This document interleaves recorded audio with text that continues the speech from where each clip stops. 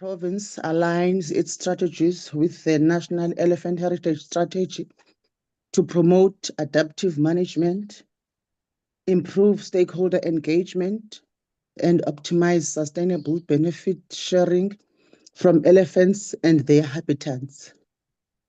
We will also gain a clear understanding of the infrastructure and operations at Kirstenbosch Botanical Gardens, particularly in light of reports concerning procurement, garden operations, and maintenance challenges.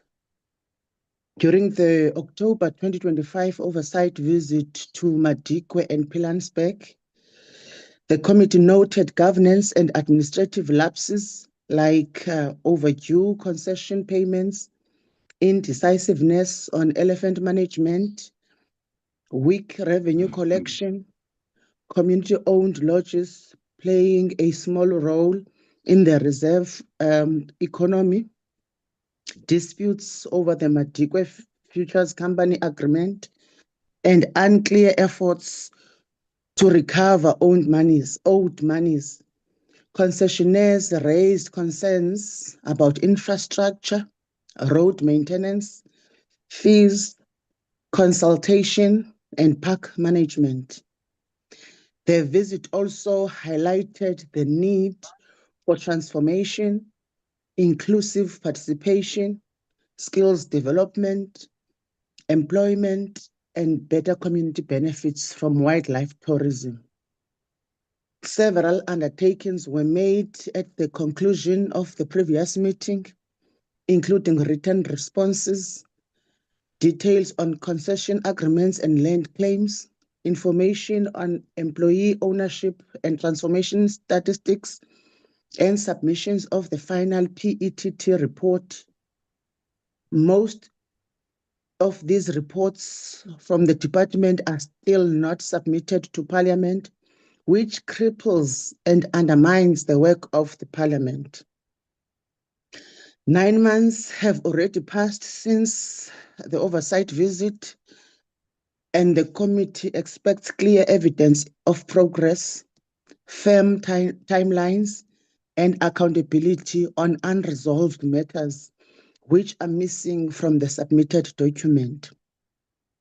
Our objective remains to ensure biodiversity protection, promote ecological sustainability, advance community beneficiation, support economic development, and uphold good governance.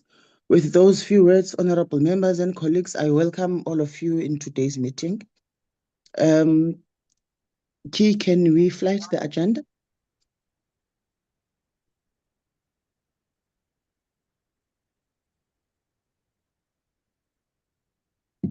Okay, I think I'll have to change this gadget. I can't see properly this one. Oh, okay. Can we then go to apologies? Do we have any apologies, Key?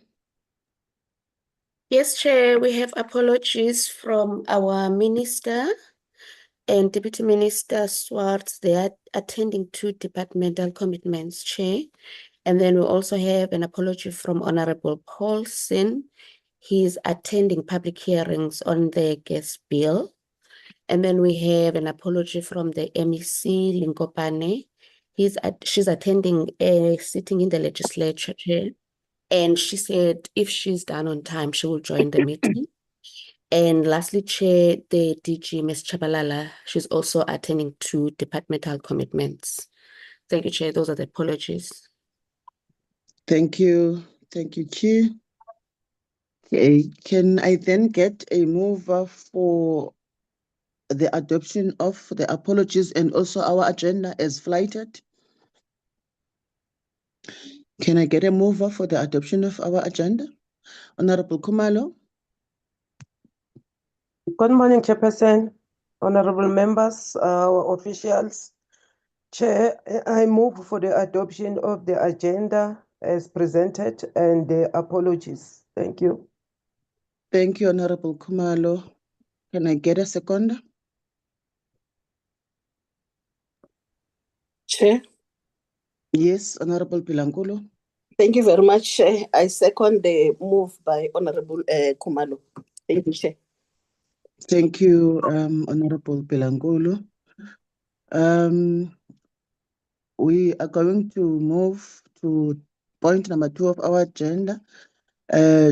Before I give to Honorable Singh, I think we need to note that tomorrow, which is the 12th of August, is a World Elephant Day, a day to remind us of the need for their sustainable conservation and their habitat.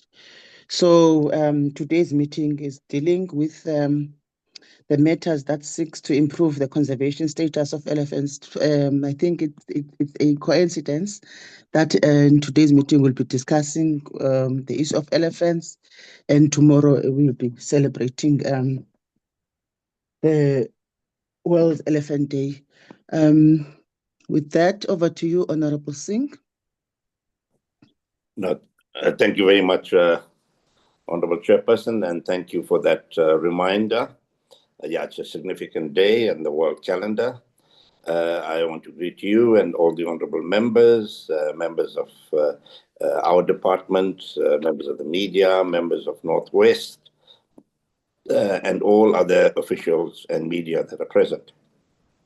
Honorable Chairperson, as you rightly indicated, your meeting of the Portfolio Committee is intended to get a briefing from Northwest, particularly on the implementation of the National Elephant Strategy, with specific references to a number of items that I would just summarize. And then the other item will be Kirstenbosch, where we've got our SANBI officials who will respond to the challenges we are having regarding infrastructure and how we aim to deal with that as SANBI and as the executive. So, Honorable Chairman, just by way of background, the MEC of Northwest, Lenkopane, did send the strategy, well, the task team's report, and the challenges they're having in the province to the Minister Willie Ocamp, on the 30th of June. Yes, no, 30th, it was in May. That was sent in May, and the Minister responded to that letter in June, where he said at that time that overall the report is scientifically robust and well aligned with stakeholder perspectives. It reflects a strong evidence base and a progressive approach to elephant management. However, he also said, while the report is comprehensive and well developed, its effectiveness will depend on the translation of the interventions and recommendations into operational frameworks. In this regard, he drew their attention to the following areas for further consideration. 1, a detailed implementation plan should be developed, clearly outlining roles, responsibilities, deliverables, timelines, and institutional arrangements to ensure coordinated action. 2, a comprehensive costing strategy should be prepared, including identification of funding sources and potential partnerships. 3, a comprehensive communication and stakeholder engagement plan should be developed, especially for interventions that will attract public concern or adverse media attention, to ensure transparency and strengthen trust with stakeholders and the general public. This plan was also shared by the MEC at MINMEC, and MINMEC took note of the plans.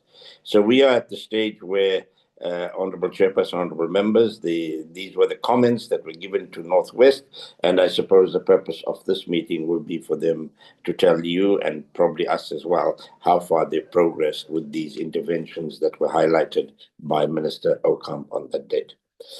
So that's where, as far as the elephant management is concerned. I mean, we're all aware that we have the National Elephant Management Strategy that all provinces will have to adhere to, but how they adhere to it is what you are asking.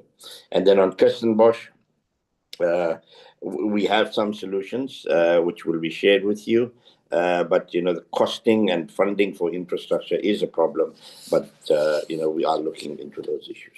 If there's anything else, I will come in a little later stage. Thank you, Honorable Chairperson. Thank you, Honorable DM Singh. Chileka, before we move to our point, can you then take us through the list of the delegation?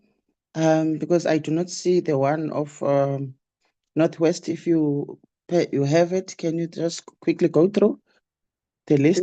I don't have the one for the Northwest. I will have to introduce the team. Oh, okay. Then I will hand over to the delegation from the Northwest. I believe that the chairperson of the board will be the one who will be leading the delegation. Then he will then introduce the delegation. Over to you, Chair. But I want to also raise with the Northwest that it is a norm for this committee to receive a list of delegation before the meeting. And we seem to be struggling with Northwest in some of the things, but we will get that when we are in discussions. But they need to know that we usually get a list of the delegation. Over to you, the chairperson of the board.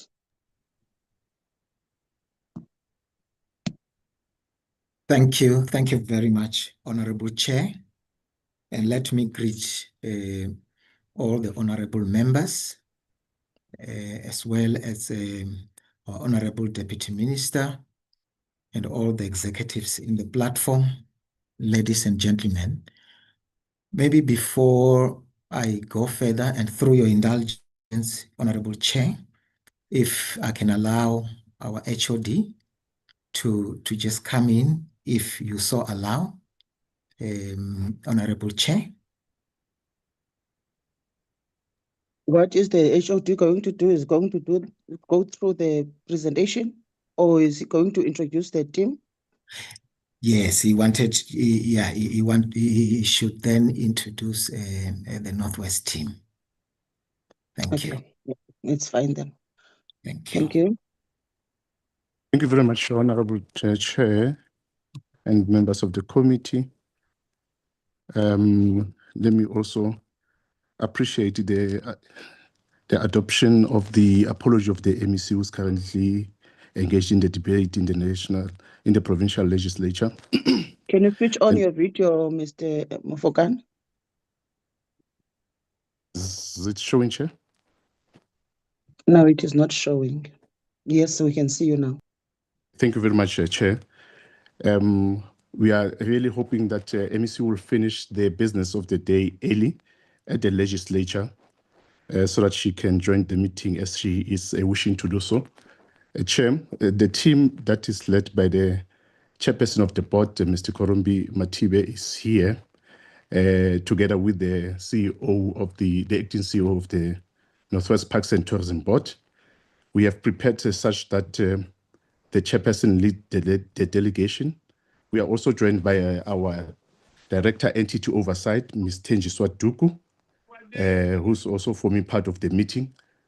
The chairperson of the board chair will then lead the presentation, and then will then support the chairperson towards the end of the presentation to ensure that we take all the questions. Thank you so much, Jim. Thank you, Mr. Mofokane. Over to you, Chair. I would request that the team flight the presentation. Thank you. Thank you so much once more, Honorable Chairperson. Just to indicate that, and as the HOD indicated and our DM indicated earlier on, the province of the Northwest has taken on board, supported and endorsed the National Heritage Strategy, Elephant Heritage Strategy. And we do so with a full understanding that elephant management is supposed to be a seamless exercise between the national spheres as well as the provincial spheres of government, because these are big mammals that needs a robust management. So what we have done here is that we have brought in the task team of scientists who worked on the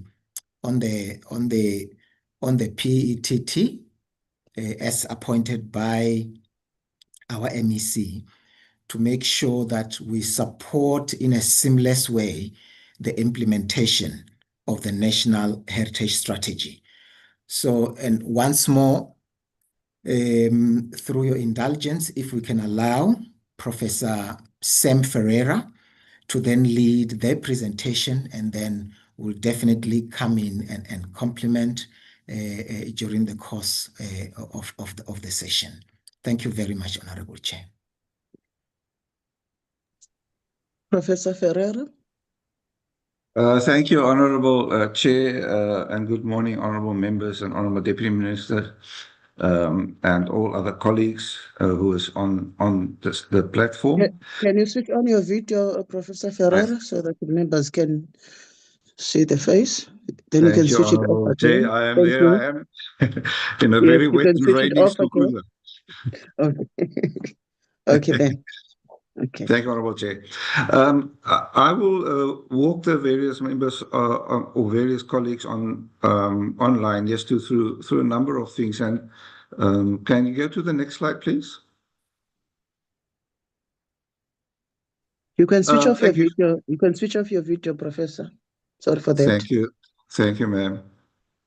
All right. As many of you are aware, the specific concerns around Northwest was around two of the actual protected areas, both Madikwe and Pilanesberg. And certainly these protected areas are important, but they've got slightly different aspirations. So let me put it emphasis on the aspirations. Madikwe tend to have a bigger tourism focus, but also economic viability, development, of course, ecological and conservation sustainability, as well as heritage aspects. Whereas Pilanesberg has a slightly bigger focus on pure conservation outcomes. I'm not going to go into detail there. But certainly about 2 years or so ago, when the concerns were around particularly drought conditions in Madikwe that resulted in elephant deaths, there were a number of concerns. These linked to climate stress, environmental variability, the elephant population dynamics itself and the ecological changes, the public perception, particularly by some of the visual impacts of images. Of course, that was quite disturbing. The various trade-offs between conservation, tourism, and aspects, some concerns about the decision-making frameworks, and then, of course, the governance and oversight elements that were in there. And this was the next slide, please. And this was the basis on which the MEC provided the terms of reference to the Provincial Elephant Task Team, which she established at the time, with a range of instructions around reviewing existing information, looking at elephant trends, identify constraints on elephant reserves. I'm just giving some examples out there. I'm sure the colleagues have got some copies of this.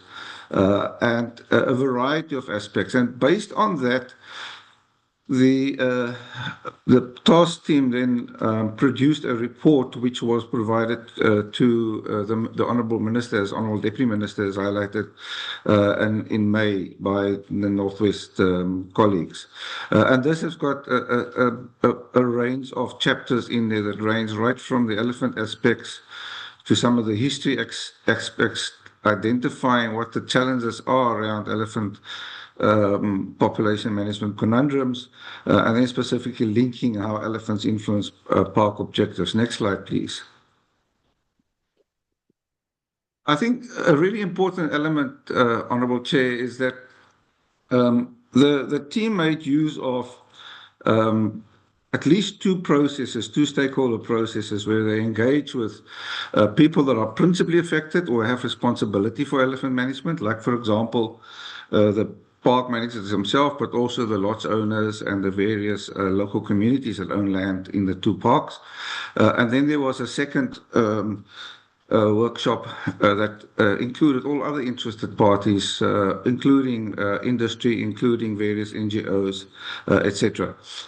An important element was that in each one of these engagements, the questions that were asked were directed at getting, first of all, common understandings, and secondly, then asking how do elephants, given that understanding, affect the ability of a particular protected area to achieve its objectives. So I think one of the really important ones that happened out of those discussions was a realization that the impact that elephants got on ecological systems, or the conflict that they may have, or even the tourist experiences, don't simply link to how many elephants you've got, even in a small place. It depends a lot on where the elephants are spending time and what they're doing.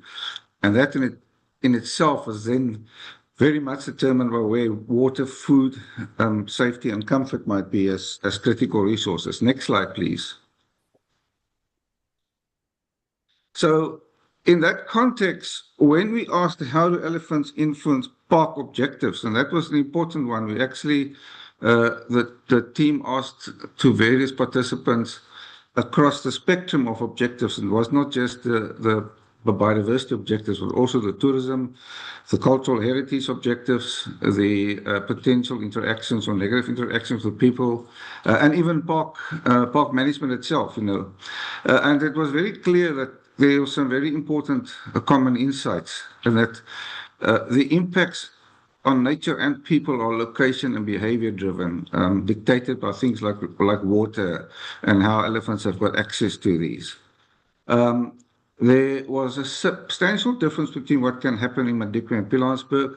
Madikwe certainly has had over a much larger scale a real ecological state change, whereas Pilanesberg was in a much more ecological state, a dynamic state at this point in time.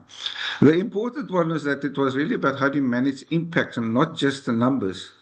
So a lot was about how one would need to induce or help with movement patterns and water access. But a really important one is actually thinking a bit about what is the mechanism and how elephants do change things. And for example, if they want to change any sort of vegetation structure, they have to eat it. So the foliage use became a very important part of us thinking a little bit about as a team on how to respond to these things, given the identification of the mechanisms, how elephants influence our park objectives. Next slide, please. So I think a really important one is to just explain a little bit by what we mean by foliage use and how the team went about. So yes, this example here is an example of a scenario. By the way, there were 34 different scenarios that that the team evaluated in both parks separately. So in this example, there is a immediate within 1 year reduction where you halve the population what's currently there, and then you maintain that by using contraception. Why this was important is to just illustrate some of the principles we started thinking a bit about. The first one is when you look at that column in the box on the left-hand side, there is a assessment of the total number of interventions. So in this particular scenario, you needed to remove over 1,000 elephants in 1 year, and then over the rest of the time, you're going to have a total of over 6,000 interventions to maintain contraception programs, for example. But the other one that was really important was what were the consequences? So on the right-hand side where it says age and sex in that box, you ask what will happen to the age and sex structure over an elephant generation. And in this example, that age and sex structure will be about only 60% similar to what it is currently, or what the dynamics of the population predicted. But to link it to biomass and vegetation use, remember it's elephants feeding activities that is of concern essentially.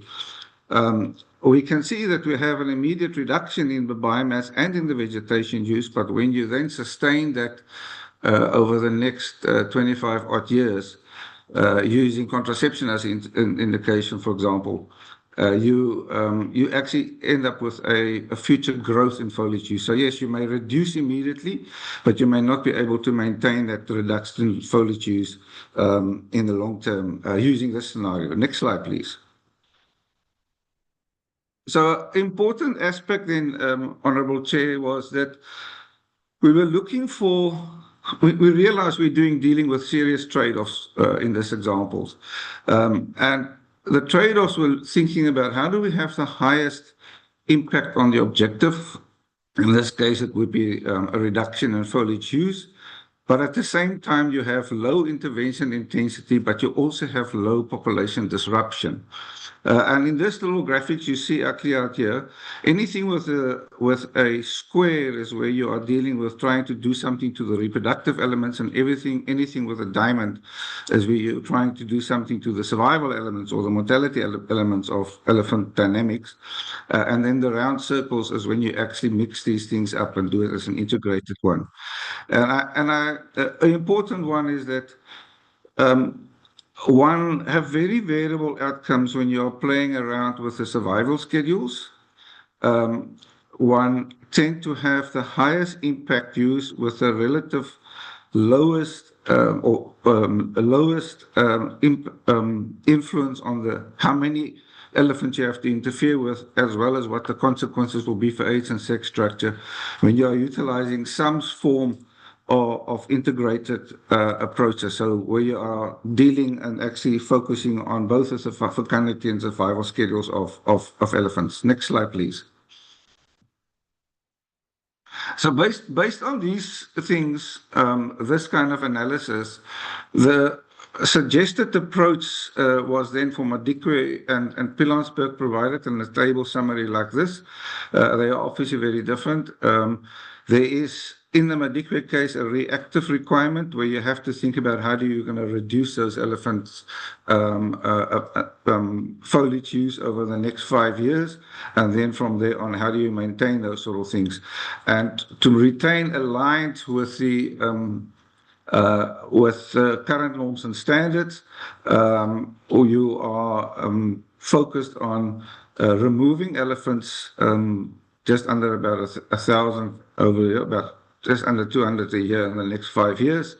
And then you need to contraceive cows, you need to remove some herds, and you need to move some males over the period. The really important element of this is not just that response, Honourable Chair. It's also how you then manipulate your water gradients and the food gradients. So there are some bush clearing, for example, in Madikwe that are really important to do, as well as even safety ingredients that you have to think a little bit about. And ultimately, it would be really good to connect Pilanesberg with Madikwe, but that's a long-term task. The reality is one very important one is the team identified also what are key ecological sensitive areas in Madikwe and Pilanesberg, and that one then seek to intervene, particularly when you are do something directly to elephants, only in those areas and not broad scale all over the park. Next slide, please. This is just the same summary for Pilanesberg. As you can see here, there is no reactive phase. There is a phase where we see can we maintain the foliage use that we currently have got, and a number of the suggestions where you're also thinking about how you deal with water and food gradients and connectivity are actually very similar to what it is. As for Madikwe, the team also identified ecological sensitive areas in Pilanesberg and focus on these. The next slide, please. There is Honourable Chair, there is a number of cross-cutting actions that underpins a lot of these interventions. Things like how do you ensure that you protect the tourism quality, provide opportunities for community or for small businesses, protect cultural sites, and then, of course, strengthen various governance aspects linked to this. Next slide, please.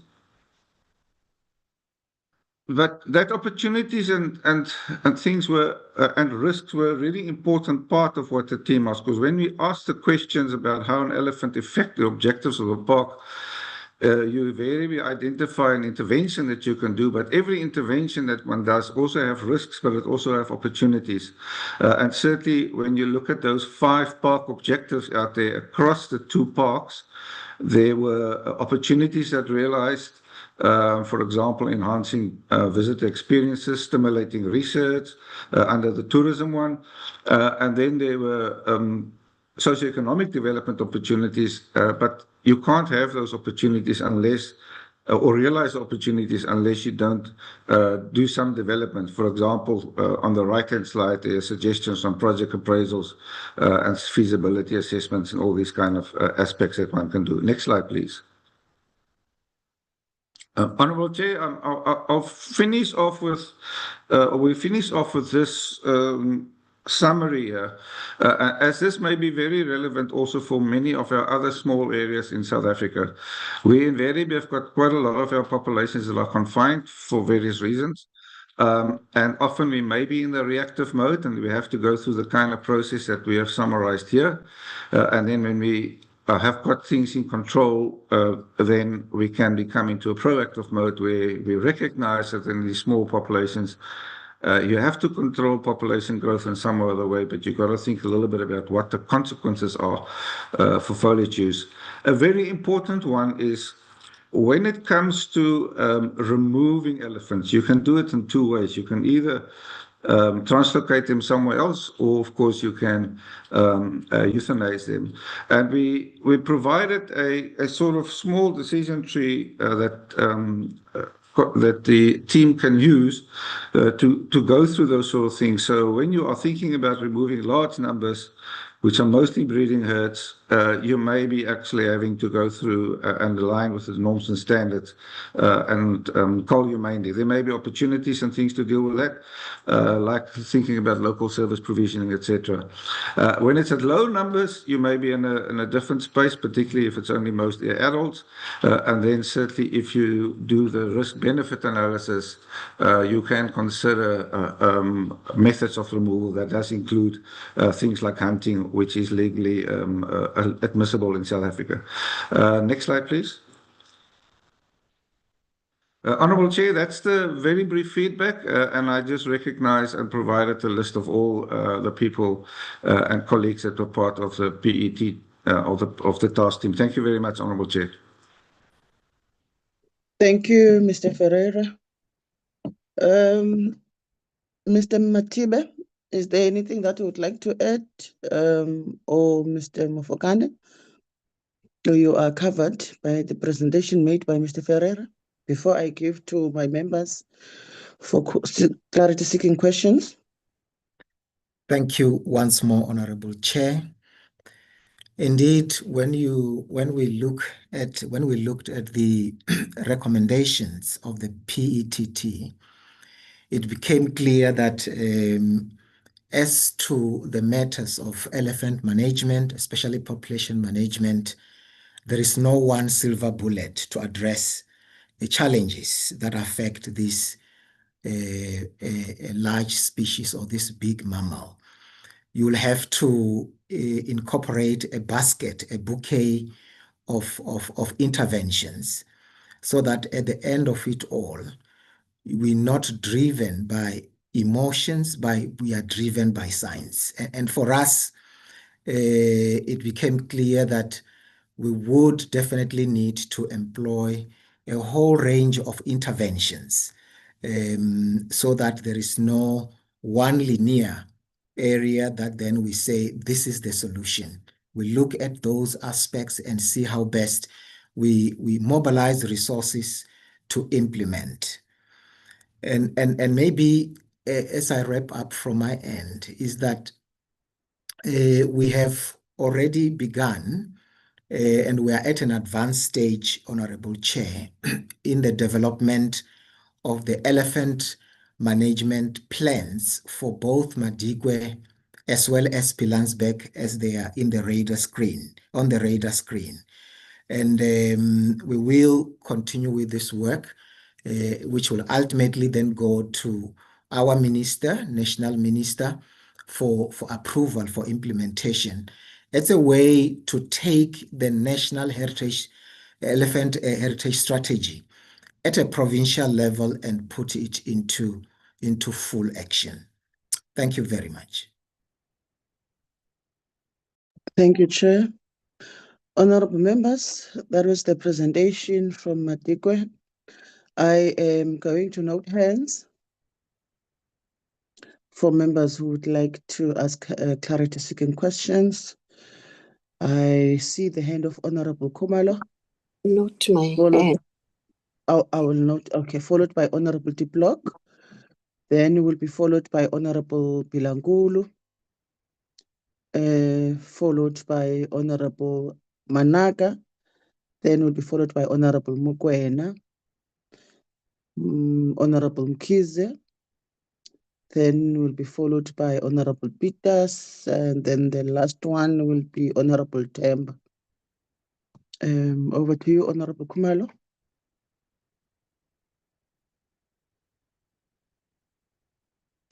Makhumalo, you can unmute.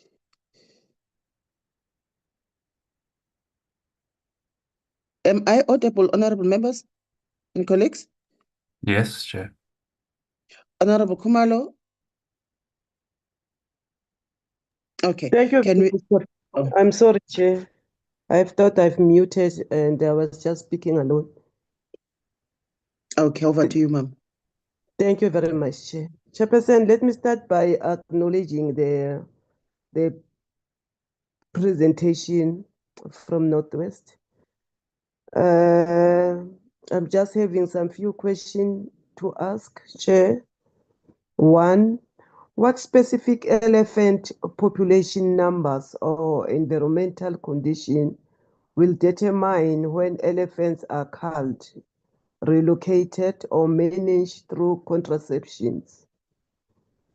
What measures are in place to reduce human-wildlife conflict and ensure communities are consulted and supported during elephant management? Lastly, Chair, how much will the 5-year elephant management plans for Madikwe and Pilansberg cost, and how will they be funded given the NWP TPS cash flow challenges? Those will be my questions, Chairperson. Thank you very much. Thank you, Honorable Khumalo. Honorable Diplok. Thank you, Chair. I hope that I'm audible. I seem to be having some problem with my device today. Yes, you are audible. Wonderful. Thank you, Chair. Let me take the opportunity to greet my colleagues, the Minister, Deputy Ministers, and our officials of various state entities and departments. Thank you very much for the presentation this morning. Chairperson, I note that MEC Lenkopane is missing and she tendered an apology. It's very unfortunate. It's the second week in a row that we've been pushed out by the MEC. She is apparently the only MEC in the legislature today. All the other MECs had excused themselves for other business. So it is a bit concerning to me that the MEC has not prioritized our meeting at Parliament, given that she's already once forced our postponement for this agenda item. Nevertheless, Chair, I think some of the talk of proactive management in the presentation just reminded me that we need to be cognizant of why we got here in the first place, and that is because of a lack of proactivity. The NWPTB and DDECT have completely failed to be proactive to this point, which is why we are now dealing with the crisis, and I think it's important context for the committee to bear in mind as we hold these various bodies to account. Chair, I think the first important question I need to ask is when and how will the PETT report be released for comment? It's very well to have a presentation on this report, but it was fairly scant in terms of actual details. For example, what other 33 scenarios or management interventions were considered by the task team. It would be very useful for us and the general public at large to be able to interrogate this in proper detail. So I'd like to know when that would happen. Chair, I'd like also to point out that your directives made over a year ago now, I believe, to include the NSPCA on the Provincial Elephant Task Team were ignored and continue to be. I believe that they've also never been finished with any minutes, another directive of yours, Chair. Also, the Madikwe and Pilansberg concessionaires have been consistently excluded from this process, and that is despite the fact that the PETT is managing for objectives around preserving tourism and socioeconomic benefits. Also, the Madikwe and Pilanesberg communities have been excluded from this process. They also don't have representation on the PETT, and that is despite the fact that the PETT is considering objectives like community SMMEs, the protection of cultural sites, and Chair, the point that the communities in both cases are significant landowners. So the landowners have been excluded from the process of activity on their own land, which I find highly problematic, Chair. So I'd like to know from I suppose, DEDECT or NWPTB, why the NSPCA, the concessionaires, and the communities have been consistently excluded despite the directives from yourself, Chair. Then, Chair, I'd like to move on to the scientific basis for this report. It's my understanding that Madikwe and Pilanesberg have not had comprehensive game counts in a number of years because of budgetary constraints. On what scientific data is this report based? Not only in terms of elephant numbers and demographics and the current state of the elephant population, but also on vegetation use. Has this been modeled using data from these reserves, or has it been adopted from other systems, which could be problematic if the behaviors of the elephants are different across reserves, if the habitat is different across reserves? That does introduce uncertainty in the modeling that is the basis for this report. Chair, then in terms of water management, actually, let me backtrack. I do follow Prof. Ferreira's arguments in popular media and in presentations to the committee that management of elephants in a space like Kruger, which is larger than many countries, is very different to the management of elephants in small confined areas where elephants might traverse the entire reserve within a day or two.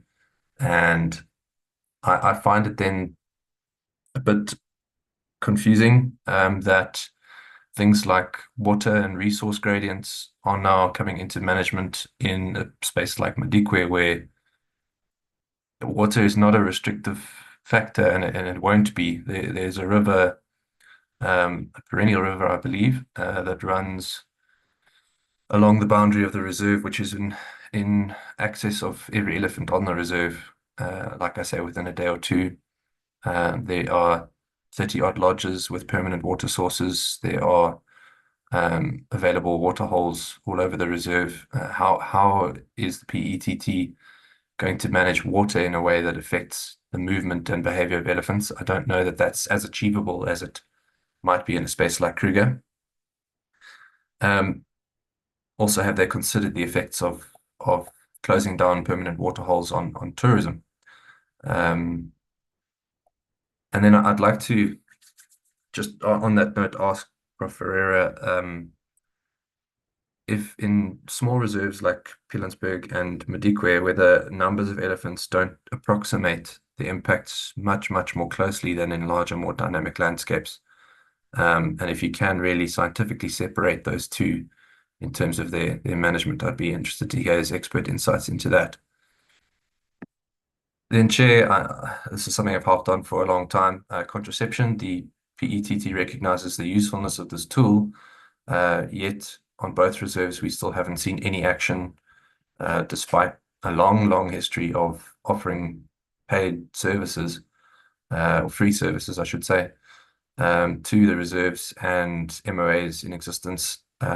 When is that going to start? If we'd started with contraception 5-10 years ago, we'd have a few hundred elephants fewer to have to look at lethal management. And I think it's really an indictment on management that they haven't at least tried to stop the bleeding, as it were, to stop that excess population growth, that we would be managing a more stable population once this report is operationalized. Chair, I've got a couple more questions. The intensity of interventions has been managed, but I note that the PETT has equated a non-lethal intervention with the lethal intervention. Surely the implications of those are not equitable. The lethal intervention is surely much more traumatic for herds, whereas contraception is a 2-day operation to do an entire reserve once a year. the generational trauma that comes with elephants and the sentient beings that they are surely needs to be factored into the measurement of intervention intensity. Then, Chair, translocation and expansion are talked about in this report as possible options. I'd like to get an opinion on how feasible the task team actually believes that these are. There's been talk of expanding Madikwe for decades, and nothing's ever come of it. And we were told in Sun City at our oversight meeting that this was a non-option,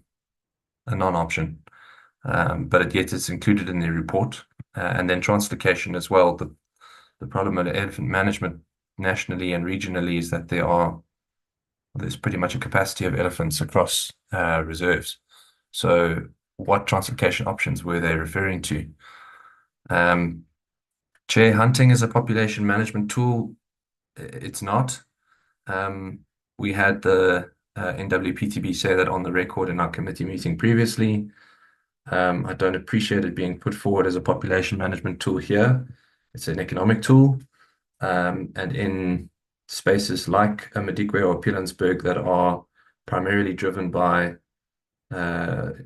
ecotourism and particularly conservation tourism of international guests, high-paying international guests, there's a time and a place for hunting, and I don't believe it should be ruled out nationally. But in the context that we're talking here, I think that's a very dangerous and reckless option to be considering. And then to close, Chair, I'd like to know whether or not anyone has interrogated the actual feasibility, both logistically and financially, of these interventions. Have the culling plans been submitted yet in accordance with this plan? And I'd like to, through you, Chair, request a timeline to be presented to this committee on the adoption of this report, its operationalization, including the timeline for management actions, the costings, and the stakeholder consultations that we planned as part of that. Thank you very much, Chair.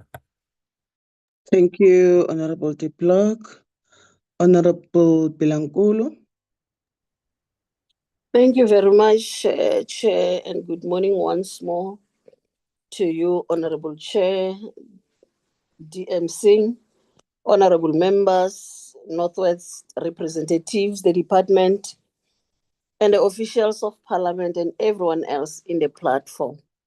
Chair, I've got only 3 questions. A lot has been raised by Honorable De Block.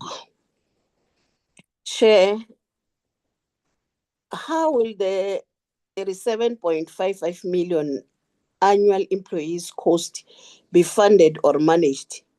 And why has this issue delayed the measure of the entities? The second one, Chair, of the 178.5 million owed to the entity, how much is more than 90 days overdue?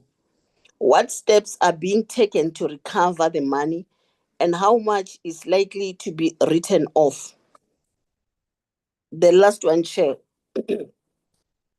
How much money has the Northwest Province lost because of the court order limiting interest fees to 160 vis-a-vis the 12 rand to 80 rand per visitor?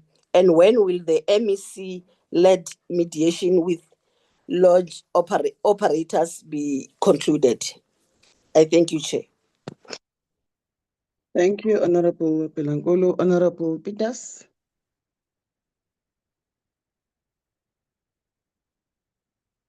Oh, no, sorry, Honorable Managa. Sorry for that.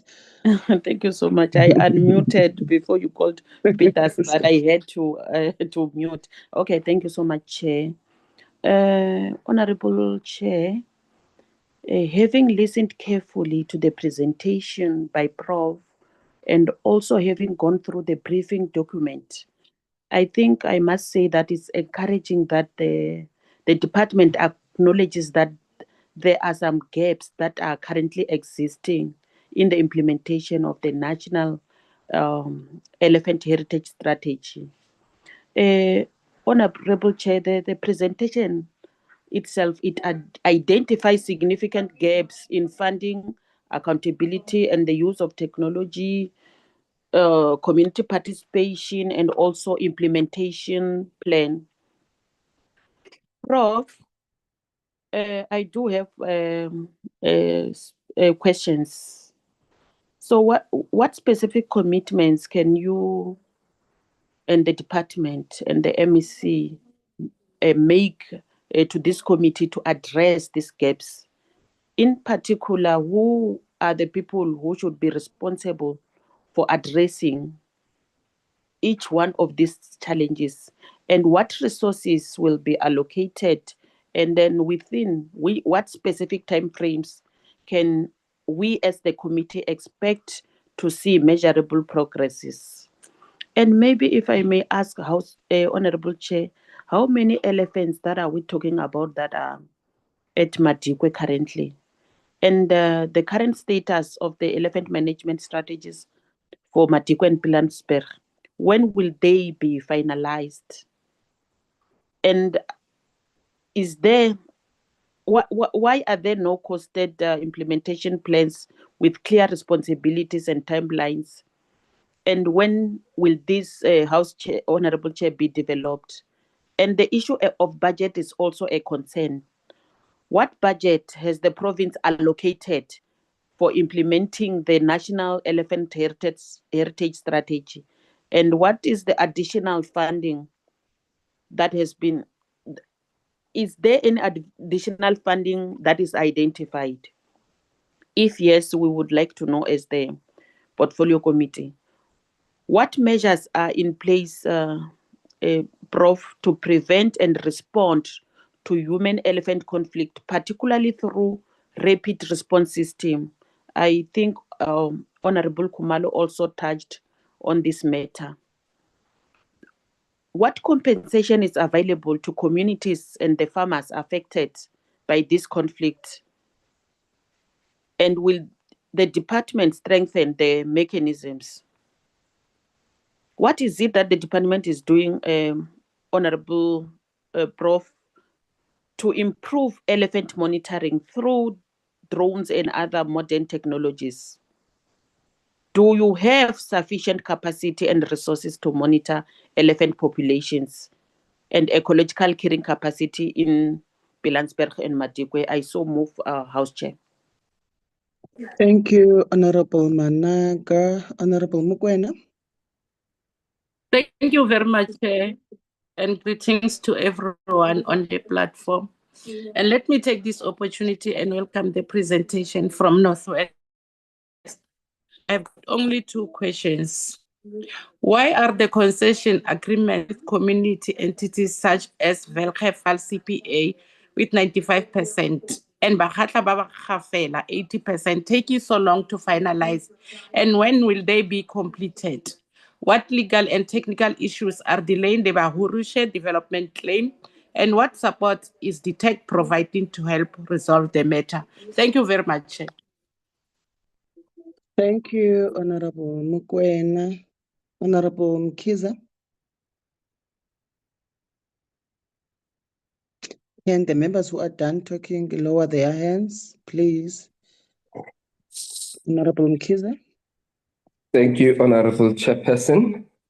Greetings to everyone in this platform. Chairperson, this presentation cannot simply become another collective of scientific recommendations. Parliament requires names, budget, deadlines, and measurable benefits to communities.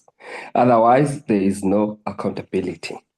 What I just realized is that we are just back to square one. What we are doing today is what we were doing during oversight 9 months ago, which I think it's not good for our people. From what we've learned, it is clear that there are no costed implementation plans, no clear identified funding sources, and no time-bound accountability structures for critical interventions. Who exactly must be held accountable for this failure?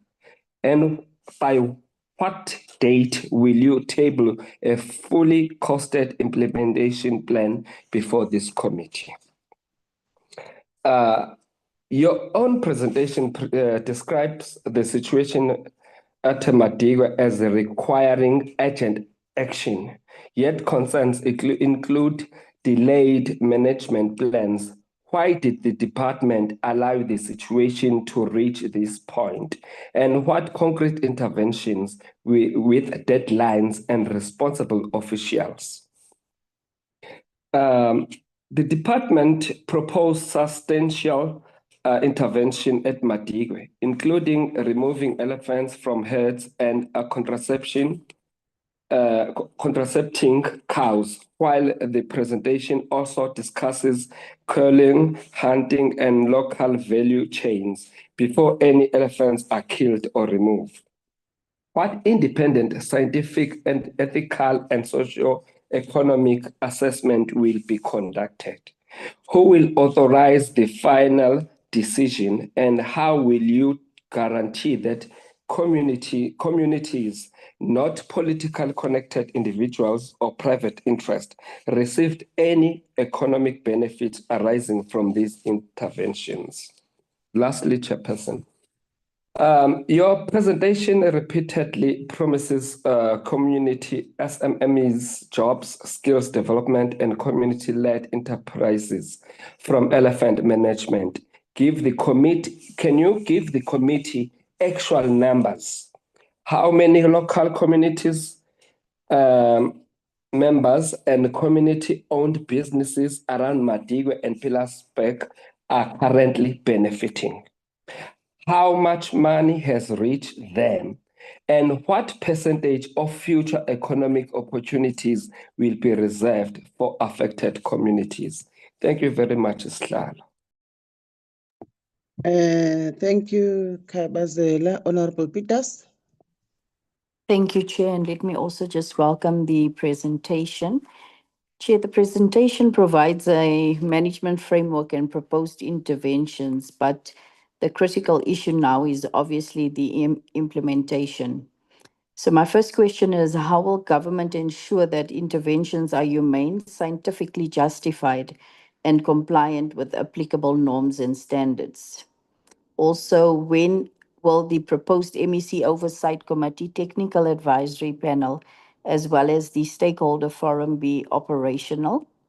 Then what is the contingency plan if contraception and other lethal interventions fail to achieve the required ecological outcomes? And then in closing, Chair, what has changed on the ground as a result of the task team's recommendations, and how will government measure whether those interventions are succeeding? Thank you, Chair. Thank you, Honorable Peters. Honorable Temba. Yeah, thank you very much, Chair. Let me also welcome the presentation. We were, as the committee, we were looking forward to receive the report from the MEC and his team, but up to so far, nothing has been done. So we are so disappointed on that matter. I will urge and beg them to send this report because we really need it. When we engage on these matters, we need to know what happened after we left Northwest. But on that one, really we need them to submit the report. Then I have two questions to ask, which is others, my other members have covered me on other questions. Only two that I have now. I have only two questions on the proposed MEC Oversight Committee and Technical Advisory Panel. Who will sit on that panel, and what are their powers, or what powers do they have, and how will the communities how will the communities benefit from this committee, and how are they going to make sure that jobs are being created, and how are they, who will be held accountable on this committee? And we want to see transparency when it comes to on decision makings. Then on compliance and ethics, the report lists cut options from calves and halt with various and compliance with specifically in invention as the department approves for implementations in Madikwe, and how will the department ensure compliance with the NAMBU, NAMS and standards for elephants management and public consultations requirements? Thank you, Chair. Thank you, Honorable Temba. From my side, I am largely covered by my honorable members. However, there are some few questions that I want to put emphasis on. Given the long-standing scientific recommendations and previous concerns regarding ecological degradation, human safety risks, and bovine tuberculosis in Madikwe, I would like to know what specific measurable interventions have been fully implemented over the past 9 months. And also want to put emphasis on the question that was raised by Honorable de Block on the issue of timelines. We want to know the exact timelines for resolving the ongoing debates around curling, contraception, and also translocation. You might notice that we are more interested on the community beneficiation as these committee members, which we are public representative. So our interest is more on seeing that our communities are benefiting.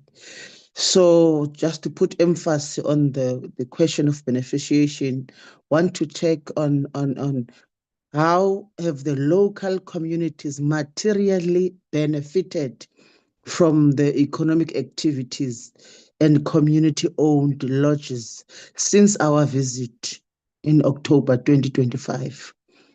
And what is the current legal and administrative status of unresolved land claims affecting operations within both reserves?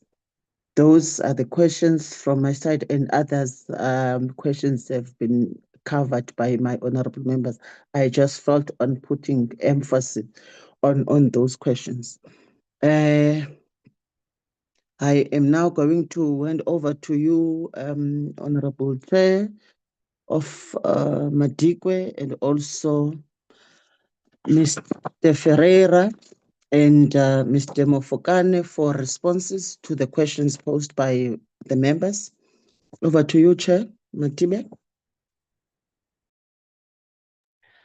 Thank you once more, Honorable Chair, and I must really appreciate deep from our hearts the questions and comments raised by honorable members. It shows the passion and the zeal to make sure, as the province, we succeed in the management of elephants, and we really cannot ask for more. This really it's very important. I thought it might be important, and I need to be guided by yourself, Chair, to first allow our technical officials, because we do have the scientists here, maybe starting with Professor Ferreira, and then supported by other members of the PTT. And then we'll come in and also deal with the aspects. I think there were a number of aspects that honorable members raised that are technical and scientific, which the PTT can then come in, and then we'll then bring in the acting CEO, myself, and then of course the HOD. If you so indulge, Chair. Thank you. It's fine, Chair. Professor Ferreira. Thank you, Honourable Chair, and thank you, Honourable Chair of the North West Board. I've kept track of all the amazing questions, and I'm going to try and address the technical aspects, Honourable Chair, as best as I can. I think the very first one that I've got here was on how the modelling of vegetation and foliage use was done, and I think Mr. Honourable Le Bloc has highlighted some concerns about habitat differences, etc. The team converted the estimated elephant abundances that are in the two parks to energetic uses that they will require and how much they will then need to be able to sustain that, and then measure that against whatever scenario interventions we did. There were 34 different scenarios, and they comprised different combinations of dealing just with the fecundity schedules, like for example dealing with contraception, dealing just with survival schedules, and we were open-minded to not constrain ourselves yet by the current norms and standards. Once we have done and seen these various things, then of course the responses that are proposed are only ones that are of course aligned with and legal within the current norms and standards.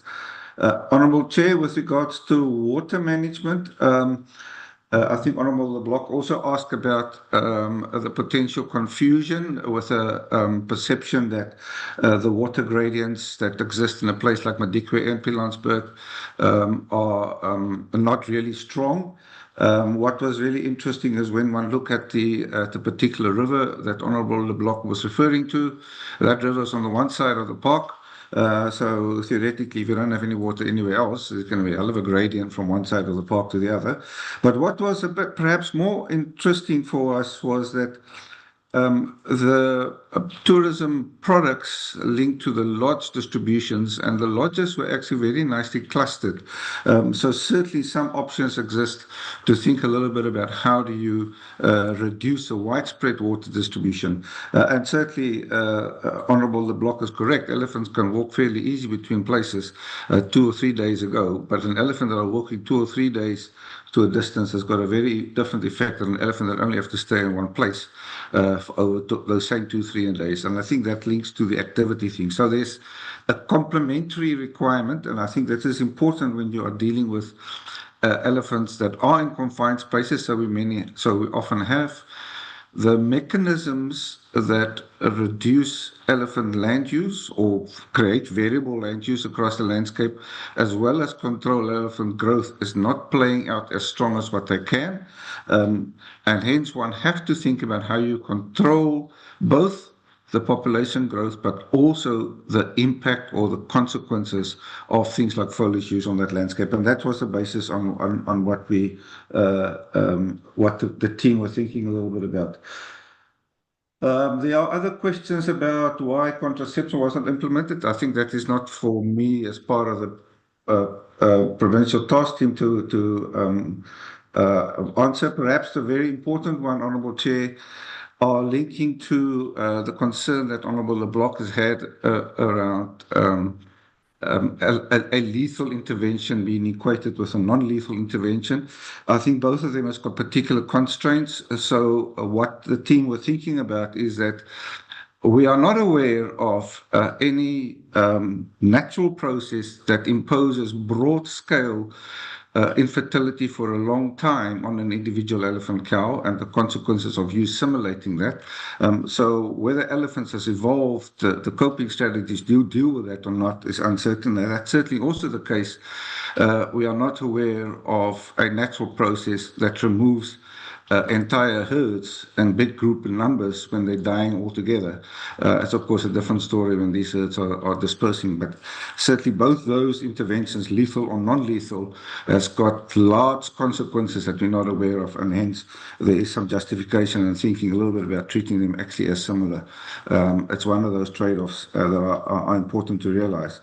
With regards to the last point here I've got, Honourable Chair, which I think I've got from my side, is the consideration of hunting. I think that there's probably a very important principle that have to realize is when one have to do ecological interventions, and this does require the removal of elephants, whether it is through translocations or euthanasia, the question then becomes, well, does that allow me to have opportunities now, given that I have a requirement to intervene, to have a secondary outcomes that I can also support, like, for example, some of the SMME developments, etc. And those are important principles, but I do, the critical thing here is that you are not starting with an objective of wanting to have hunting. You are starting with an objective of wanting to manage the influence that elephants has got on the objectives of the parks. And once you have realized that there is a requirement to remove elephants, some of those elephants that you need to remove may also provide you opportunities to have other additional secondary economic outcomes. Thank you, Honourable Chair. Thank you, Professor Ferreira. Who will be leading from the PETT? As the chairperson indicated.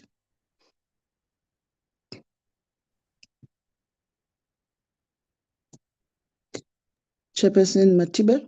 Oh, thank you once You more. know your people. Yes. So indeed, Professor Ferreira, as he has summarized the technical aspect, should there, of course, be any additional information from the TT members that are here, by all means, they can come in. I've seen a number of them here. But if there is no intervention from other members of the PETT beside Professor Ferreira, I'll be more than happy through you, Chair, to then, and through your indulgence, maybe for our acting CEO to come in, and then from there, our HOD, and then I'll wrap up. Before the acting CEO, I saw the hand of, oh, he has removed the hand. There was a hand of John, someone, John Power. Is he the member of the PETT? Yes. Okay, over to you, John Power.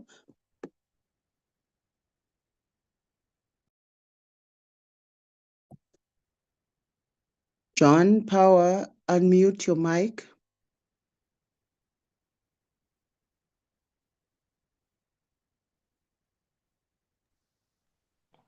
Good morning, honourable members, honourable chair. I just wanted to have the opportunity to look at some of the questions, if I may. Yes, you can respond to some of the questions. Okay, I just thought I'd take this opportunity. I saw human-wildlife conflict was mentioned by two of the honourable members. It's not a big issue in those two reserves. It's a very minor issue. We don't have a lot of breaches of fences and that, so it's not dealt with as often. I think a big issue that's sort of bedeviling us a little bit is the fact that this task team report hasn't gone out for public scrutiny yet. I think that's a big issue. I think it would be better if it had gone out and people had the opportunity to scrutinize it in detail. That's something left wanting. Some of the other things I've seen, the SPCA, they have been involved in the sort of regional wider level stakeholdership meetings, in particular the meeting at SANBI. I'm not sure exactly why they weren't added onto the PETT. I cannot answer that. I'm just skipping past things that Professor Sam Ferreira has correctly answered.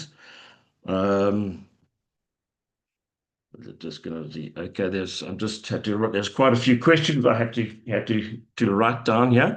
The elephant heritage strategy that was simply mentioned in the elephant management plans, which have just been worked out, integrating the new knowledge from the task team report. We have completed the updated Madikwe elephant management plan. Along with that, are two expressions of interest we've done for translocation of live elephant.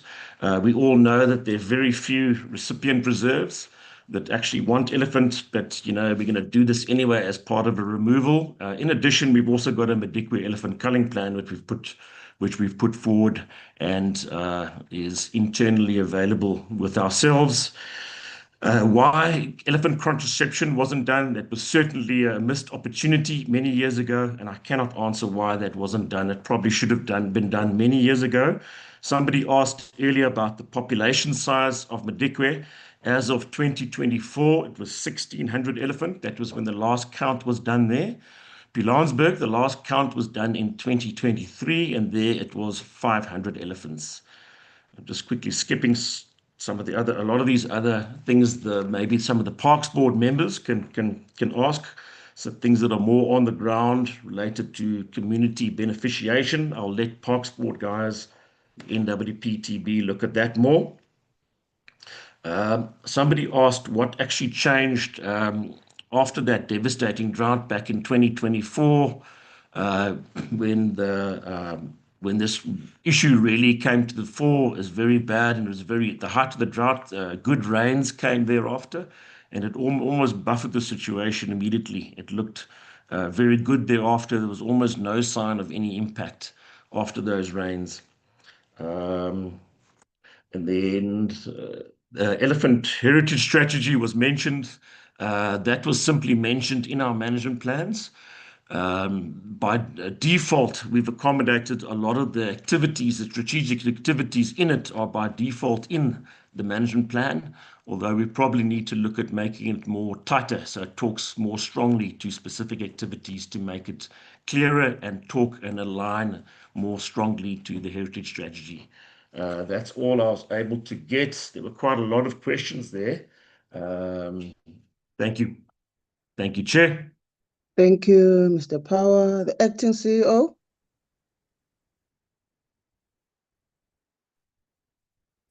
Thank you very much. Greetings to you, Honorable Chairperson, Honorable members, and of course, my seniors there, Chairperson and HOD who are online. I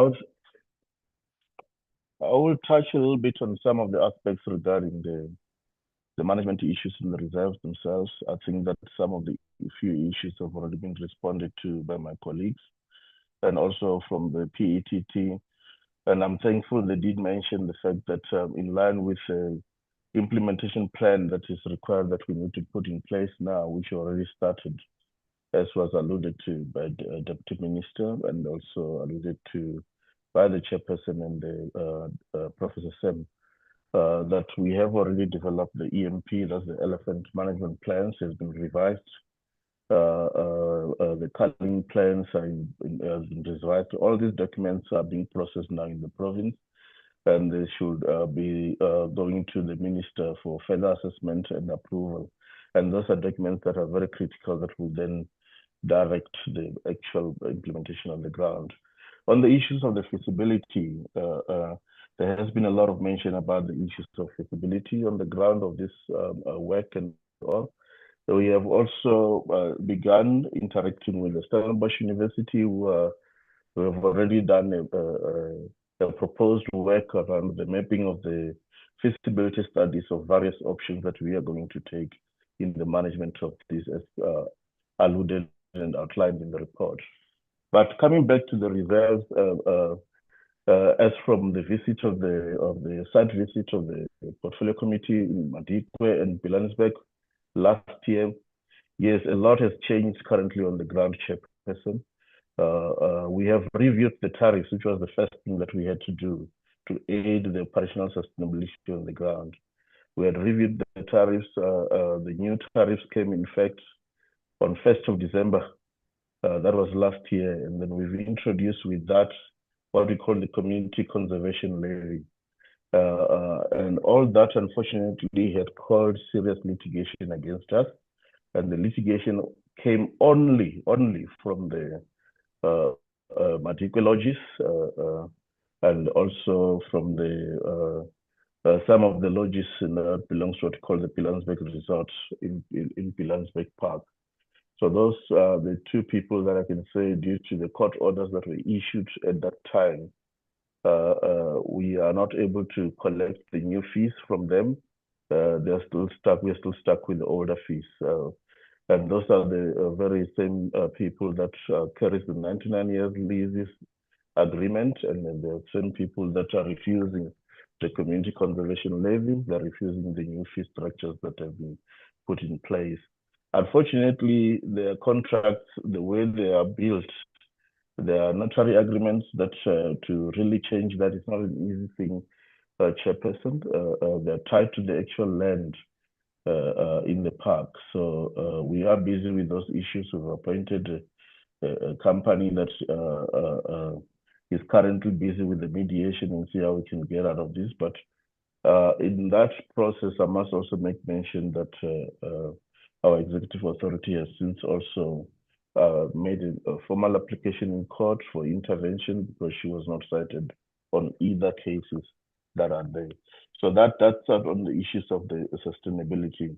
But be it that, whatever we are now able to collect a little bit from the tariffs that are adjusted from all other members of the public, we are able to discharge some effective maintenance work that was never there in the past. People used to cry a lot about Pilanesberg roads and these. To date, as we sit with about 80 kilometers of roads that have been graded and compacted and smoothened again, at least for the better use by our tourists on the parks. And that work is still going on. So it's just to say that the picture could even be better if those who have taken us onto court who don't want to, which is actually the majority of the visitors that comes in the parks. We could have been far if it wasn't for those litigations. On the issues of community empowerment, somebody mentioned something about community empowerment. Chairperson, I must also say that I'm happy that at this stage, all our communities, of course, in Madikwe and in Pilanesberg as a start, we have made sure that we've issued concession agreements for them. So that now, that means that the developmental rights that were enshrined with when this restitution and settlement agreements were done are now can be exercised. And some of them, they already garnered investors. They're in the process of negotiating with their investors so they can be able to begin with the process of setting up their lodges in the parks. And maybe just to make mention, Barokholokati at Milorane Lodge, we've given them a 40-bed lodge and traversing rides onto Madikwe, something that was not there before. Polomiti in Pilanesberg, Mitsuri Camp has also got 40 beds, rides and traversing rides, something that was never there before. Velgefal CPA, somebody mentioned Velgefal CPA. They are also the holders now of the concession agreement, which we have conferred to them of 40 beds and the traversing rides equally so. Bakhatla Bakafela, there is the only new development that is now coming because they have already been part and parcel of few lodges in Pilanesberg that are running. They have proposed what called the Pilanesberg Center development, which we already approved, and that they already have an investor around that. And of course, some of the Wahuruti development that also came to the fore for Madikwe, which we have already approved. So all those on the community side of things are moving. The issue around the concession debt is an ongoing issue, and unfortunately, it ties also a little bit on the matters under litigation, because it has to do also with the review of contract agreement. But for what is owed currently, we have made plan. We have an intensive debt management plan that is being implemented, and we've already seen positive response from the concessionaires, some of them coming to the fore and paying, and that debt has been reduced. Honorable Chairperson, of course, through you, Chairperson of the board, That would be my touch on the questions that were posed by the honorable members. Thank you very much. Thank you, Mr. Tenga. HOD, Mr. Mufokani. No, thank you very much, Chair and the honorable members. I'm largely covered by my colleagues. Just to put an emphasis on the intervention of the MEC on the issues of the gate fees. Chair, we have reached a stage whereby parties are finding each other and taking the MEC's intervention as the appropriate alternative dispute resolution. At this stage, the lawyers are have exchanged the documents. They are finalizing the process. We are anticipating that by the end of this quarter, those negotiations will have finalized and settlement reached between the parties so that we can move forward. And just to note from the department, Chair, that the issue that has been raised sharply is an issue of an implementation plan with the timelines and to so that the committee can hold us accountable. We'll put the finger on the pulse on that process to ensure that that process is finalized, especially now that the heritage strategy has been approved by MINMEC and then the province is now aligned with the national. So we'll work on finalizing that the documents ratified by the MEC and shared at a later stage. That will be it from me, Chairperson. Thanks so much. Thank you, Mr. Mufokane. Mr. Matidi, the chairperson. Thank you, Honorable Chair. And I think colleagues have covered quite a range of issues, but may just to zero in on some of the aspects and to make emphasis on them. Honorable Kumalo wanted to know what are the specific numbers that determine whether elephants should be culled or not. And I think if you look at the report as the synopsis as summarized by Professor Ferreira, the issue here is not about the numbers. It's about the impact in a particular microecological zone.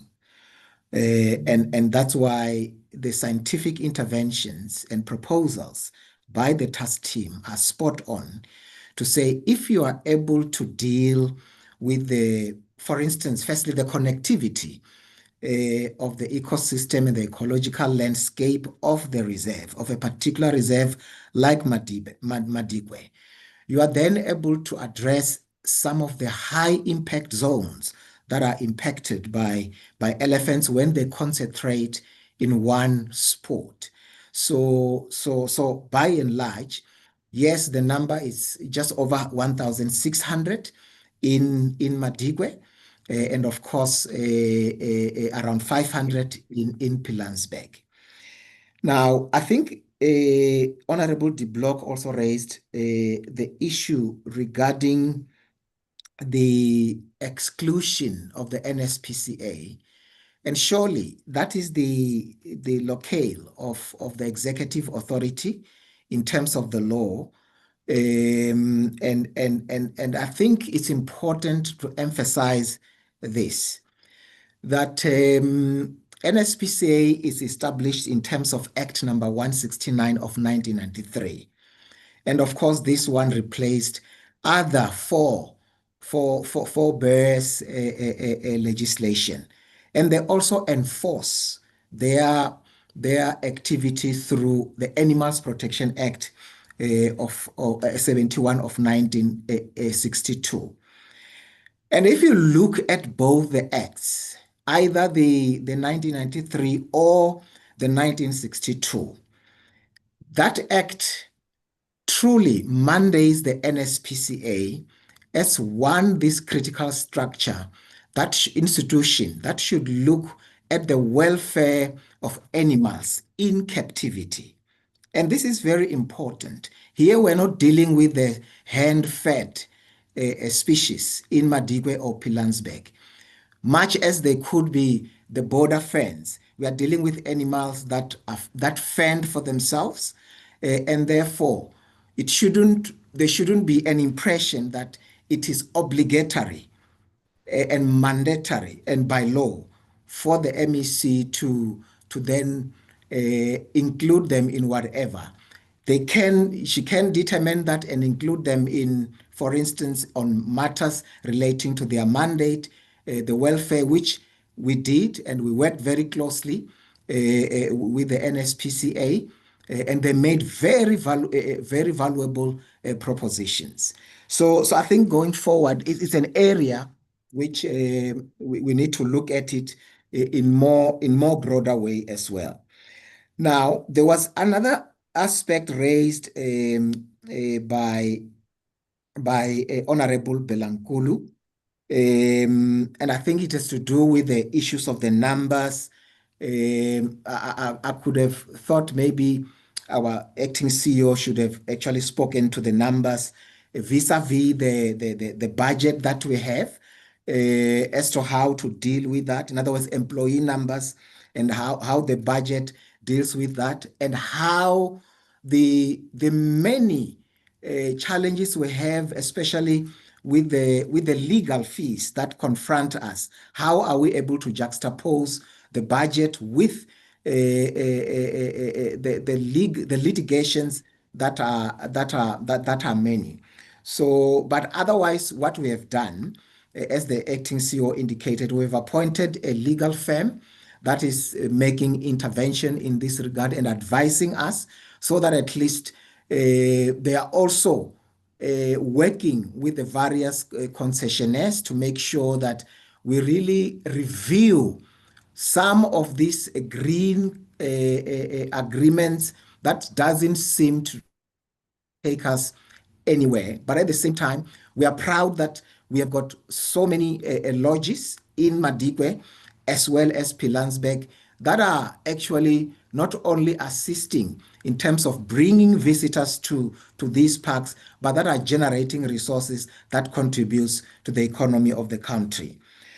Then there was an issue raised by Honorable Managa around issues of funding, issues of technology, and the gaps that exist in the space. And I think it's very important to mention that we live in a highly fiscal constrained environment.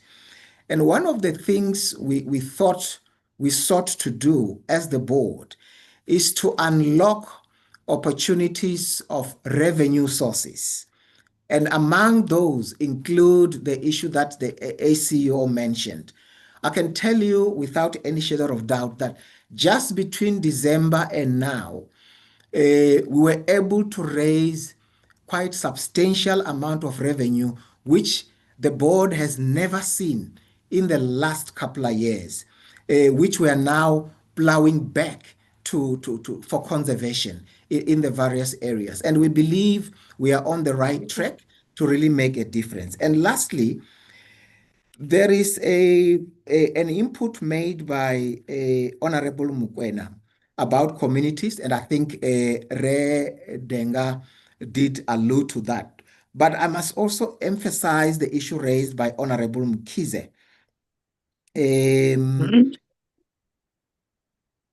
Oh, sorry, I hear there's an intervention, Honorable Chair. No, just hold on. I think there's someone who have unmuted. There's John Power, he just muted, and there's Inga van der Westhuizen. Can you mute, or we are going to remove you from the platform? Thank you. Apologies, Chair. Thank you. Thank you, Honorable Chair. So I was still saying, Honorable Mkize raised an aspect that has to do, for instance, with the implementation plan. We are really alive to the fact that we have to make sure that the National Elephant Heritage Strategy comes to fruition and adapted to the provincial scenario to make sure that we are able to address matters of elephants. And it is correct that we don't have many incidents of elephant-human-wildlife conflict in the Northwest Province.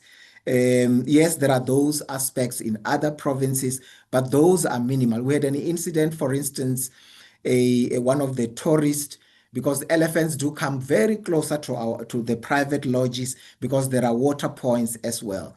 And the gentleman came so close that then the elephant then lost patience and had to attack him.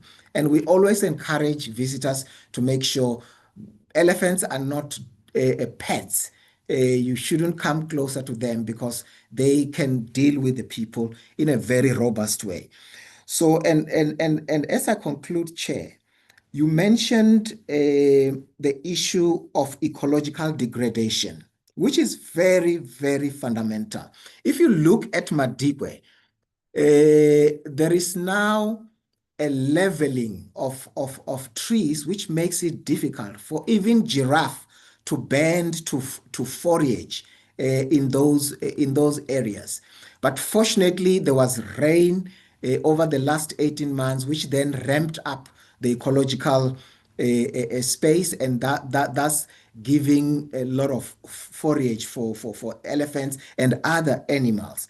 And this is an area which will continue to make sure that we really look at and monitor, and especially because we have made sure that there is an ecologist in Madikwe, there is an ecologist in Pilansberg, so that there is constant monitoring for us to not have the kind of situation. I'm just worried, Chair, that scientifically there is now the talk of El Nino coming, and we can only pray that God help us not to be in that situation of the 2024. And I think we will definitely look at the issues of timelines. And I think I heard the portfolio committee members, honorable members, emphasizing that they need something with timelines, with budget, with costed. And that's why we are working closely with the University of Stellenbosch to make sure that we really drill down the numbers and associate those with the various interventions that were recommended by the PETT, as well as the strategy that is coming from national. And we are working very closely with our national department to make sure that there is no misalignment. And we are thankful that our Deputy Minister Singh has led this thing from the front and will continue to do that going forward. And thank you so much. We appreciate it, Honorable Chair. Thank you, Chair. Just going to check with the members if there's any follow-up questions. But there's one question that I think it was not responded to, not unless I've missed it. The issue of the report, PETT report, when is it going to be released for public scrutiny? I did not hear that. We want to know the exact dates. When are you releasing it? When the member of the PETT was talking, Mr. Power was saying it seems as if the report was long ready, but he does not understand why it was not released. So, Chair, can you respond to that? I will also check if members have follow-up questions. Honorable Manaka, before I give to you, Chair, to respond. Honorable Manaka. Thank you so much, House Chair. Mine is going to be a very quick one. Honorable Chair and the rest of the delegation from Madikwe and Pilansberg, let's agree the carrying capacity of the elephants in those two parks, it's there's overpopulation of the elephants. Since we started as the portfolio committee in 2024, we were talking about the overpopulation of Madikwe. We were talking about the overpopulation. This is our third year, or we are about to approach the third year. We're still talking about the population that is still over.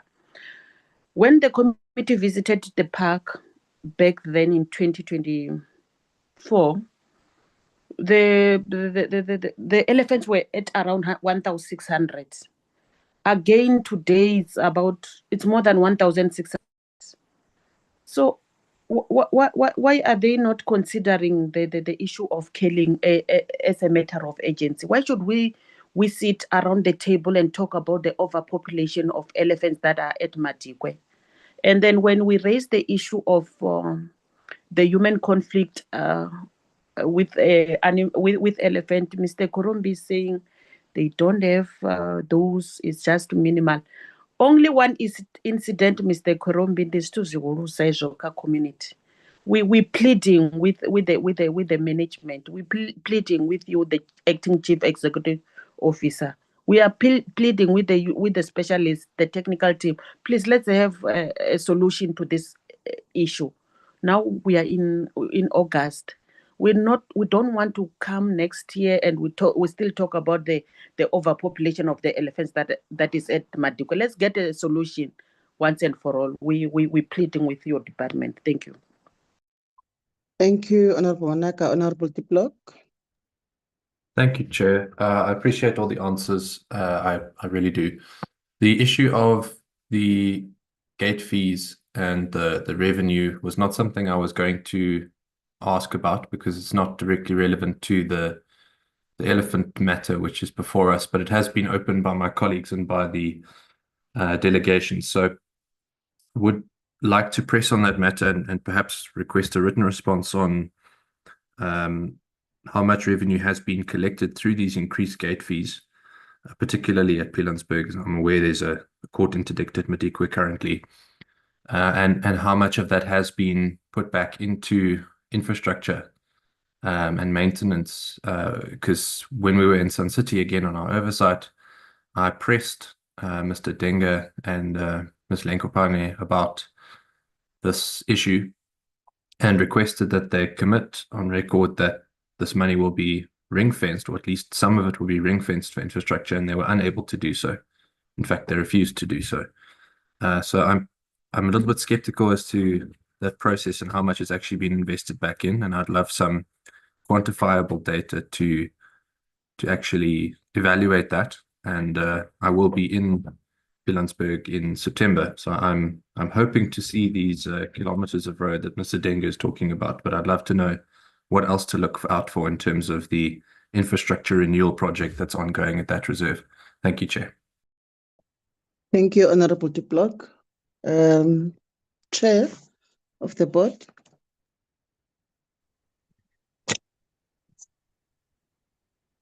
Thank you very much, Honorable Chairperson, once more. I think there was an issue, Honorable Chair, raised by Honorable Managa on the issue of carrying capacity. As I said in my earlier opening remarks, is that we are looking very closely on all the recommendations made by the PETT, and all the options are available to be considered, and we're not married to one linear option. All the options are available for the board, and actually it is within our mandate as the management authority to make sure that the options that promote conservation and a resilient biodiversity are implemented.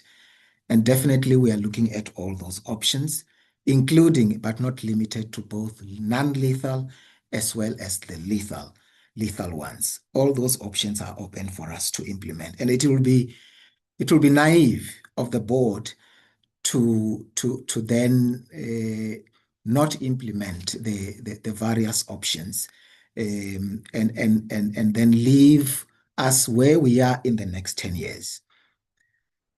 You will notice that in the 60s, Honorable Chair, we had only 501,000 wild game due to irresponsible and rampant hunting that happened when people were excited about the gunpowder at the time. But guess what?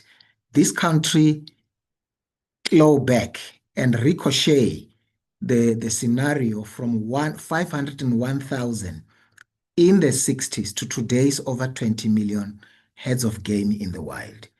And this didn't come by chance.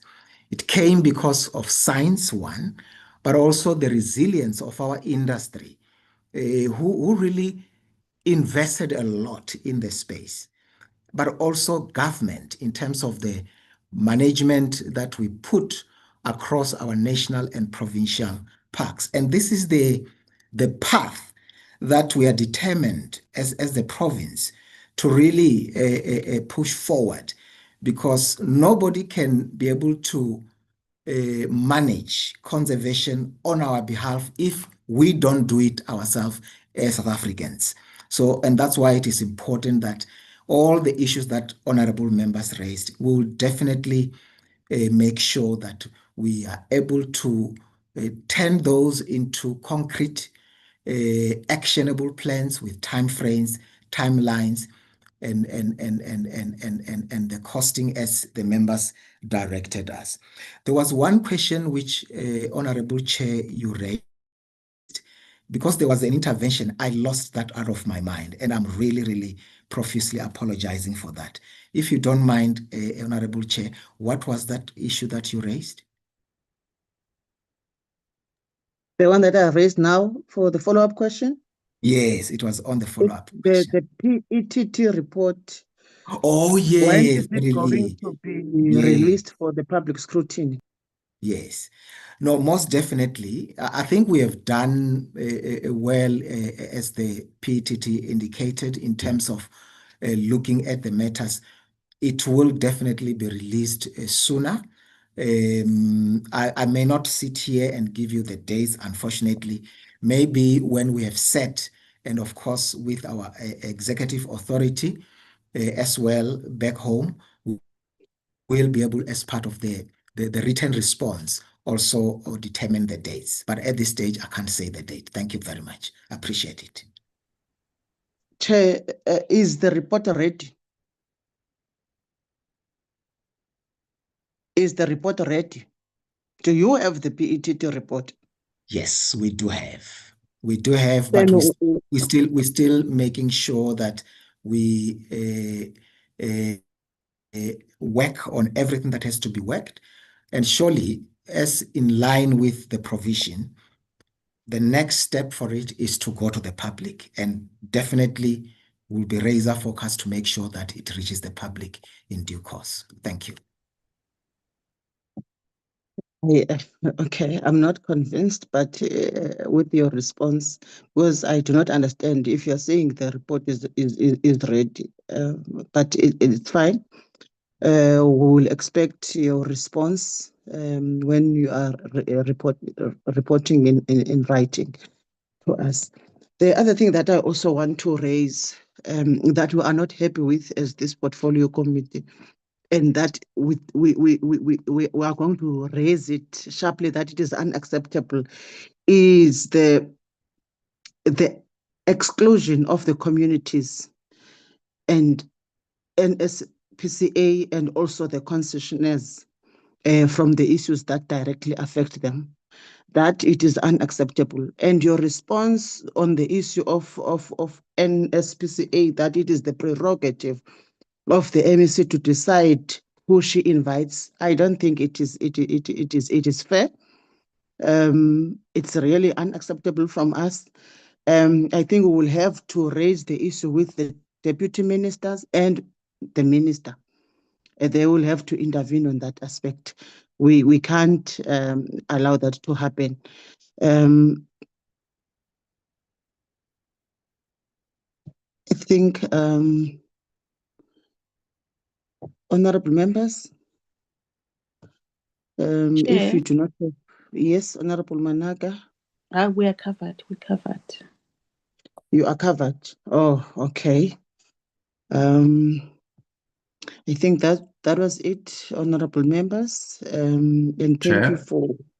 Yes, Honorable Diplock.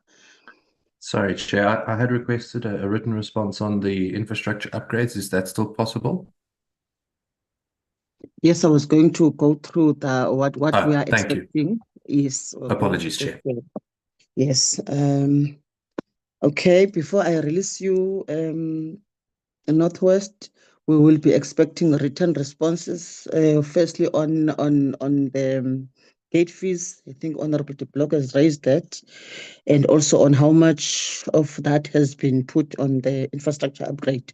I think that's what Honorable de Blok was also expecting for the written responses. And also on the PETT report, why is it still not submitted to the committee? And also why is it not released for the public scrutiny, or we just need a clear date on when that report is going to be released? For that, thank you very much for the presentation and also the responses that you have given us. We will be awaiting for the written responses, and the due date for the written responses will be the 1st of September. So on the 1st of September, we'll be expecting those written responses, chairperson of the board and the team. Thank you very much. Thank you. You are released. Yes, you are released from the platform. Thank you. Thank you very much, Chairperson. Thank you, Mr. Mufugani. Chi, can you then fly to the attendance register? Oh, sorry, the agenda. Okay, sure. Do me?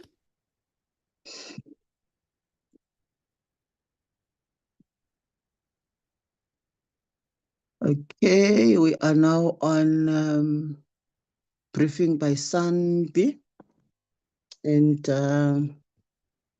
I will give over to the board chairperson of SANBI to do remarks. Over to you, Chair. Thank you very much, and Chairperson of the Portfolio Committee, Honorable Khanso and Honorable Members, Honorable Deputy Minister Naran Singh, and all in attendance, good morning. My name is Mapaga, my surname is Tau. I'm the board chair of SANBI.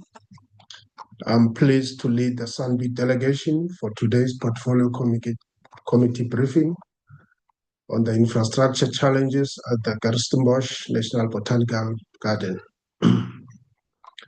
As you will be aware, honorable members, SANBI manages a network of botanical and zoological gardens across 8 provinces. Kirstenbosch National Botanical Garden is one of South Africa's most iconic natural assets, occupying a unique place among botanical gardens, both nationally and internationally. This garden is a center of excellence for biodiversity, conservation, horticultural standards, scientific research, education, tourism, recreation, and is part of the unique Cape Flora region. As such, public interest in the management of Kirstenbosch is both understandable and legitimate. In managing this network of gardens, SANBI regularly receives queries, suggestions, and concerns from members of the public and the media, both directly and through the office of the minister. I wish to confirm that all matters are responded to and or addressed by the Institute. SANBI also monitors social media coverage relating to its work, and feedback received is incorporated into key improvement programs, including public education and clarification where necessary. I wish to affirm to the committee that stakeholder engagement is a key part of the board's oversight. SANBI also runs a long-standing volunteer program that gives members of the public an opportunity to support key national garden initiatives and contribute to solutions for this important national task. Chairperson and honorable members, there are a number of targeted interventions to improve the management of Kirstenbosch Garden, and the specific details will be highlighted in our presentation that will ensue from this opening remarks. I wish to highlight one broader contextual issue. That is, Kirstenbosch Garden covers 200 hectares and has some infrastructure that is over 110 years old. Managing a facility of this size requires significant infrastructure investment and labor-intensive operations. SANBI continues to engage constructively with the Department of Forestry, Fisheries and the Environment, as well as National Treasury, to secure sustainable funding for mandate-aligned infrastructure operations. These engagements are intended to address budgetary and capacity constraints, support the refurbishment of critical infrastructure at Kirstenbosch, and reduce the existing maintenance backlog, as will be highlighted later in our detailed briefing.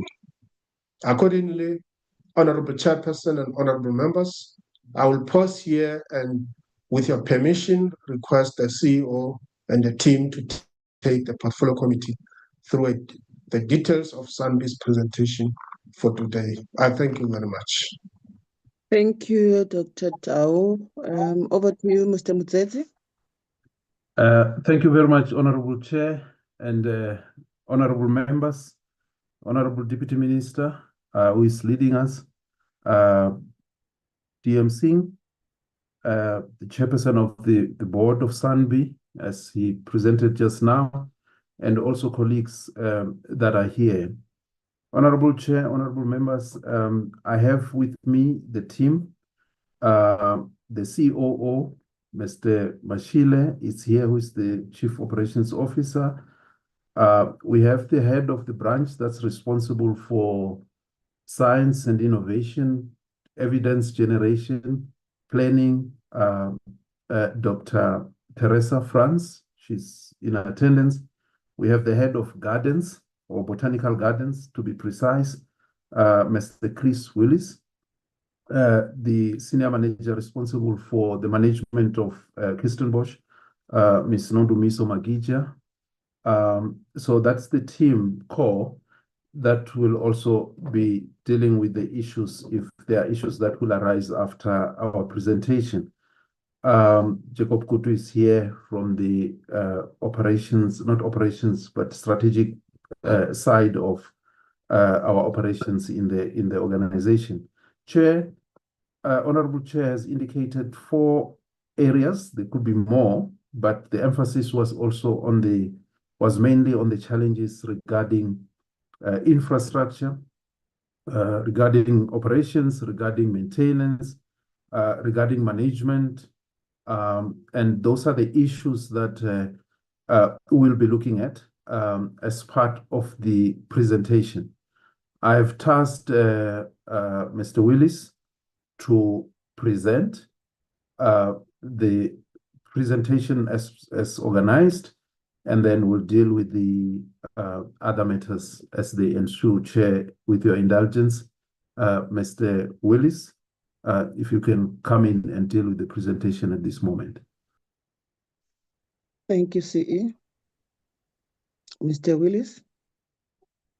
Honourable Chair, good morning. Good morning to you, honourable members, Honourable Deputy Minister Singh, SANBI Board Chair, our CEO, and all executives, as well as all in attendance. Good morning, and I will be taking the members through this presentation. So that the outline is as shown on the screen. I will just look at an overview of our network of National Botanical Gardens. Then what are the internationally defined characteristics and activities of gardens, botanical gardens in particular. Then I'll focus really on the Kirstenbosch National Botanical Garden. I will indicate a new project that we have started, which is the Kirstenbosch Operation Excellence, as well as our efforts at the moment to develop a new Kirstenbosch development campaign for the garden. Next slide, please. So, Honourable Chair, the purpose of this briefing is to brief the Portfolio Committee on Kirstenbosch infrastructure matters, the challenges, and the plans restorative programs that we are currently engaged with. Next slide, please. This is we'll start with an overview of our national network of national botanical gardens. These are just some of the gardens that are referred to. So as our board chair mentioned earlier, we do have gardens now located in 8 of our 9 provinces. And these are just a few photographs of a selection of them. Next slide, please. Honourable Chair, we also include 2 national zoological gardens. There's the main NZG in Pretoria, as well as a satellite campus based in Mokopane in Limpopo. And we're also in the process of establishing a new garden in the Northwest Province.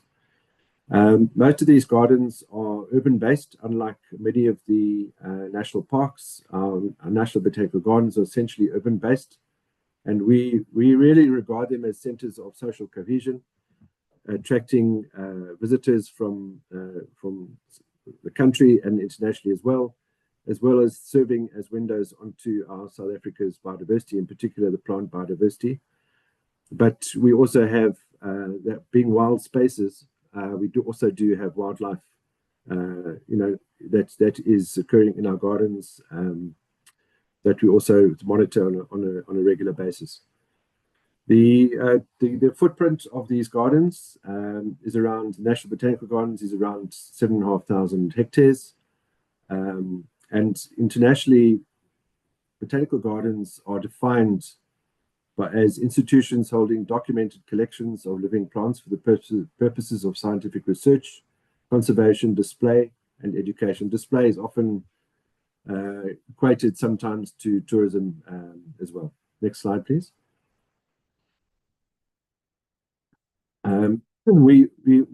There are various definitions of botanical gardens globally.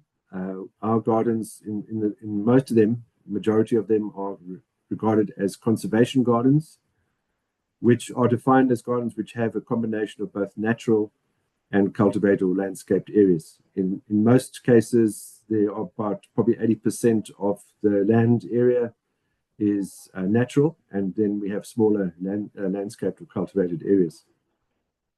And we also, gardens, if you take the zoological gardens as well, they obviously offer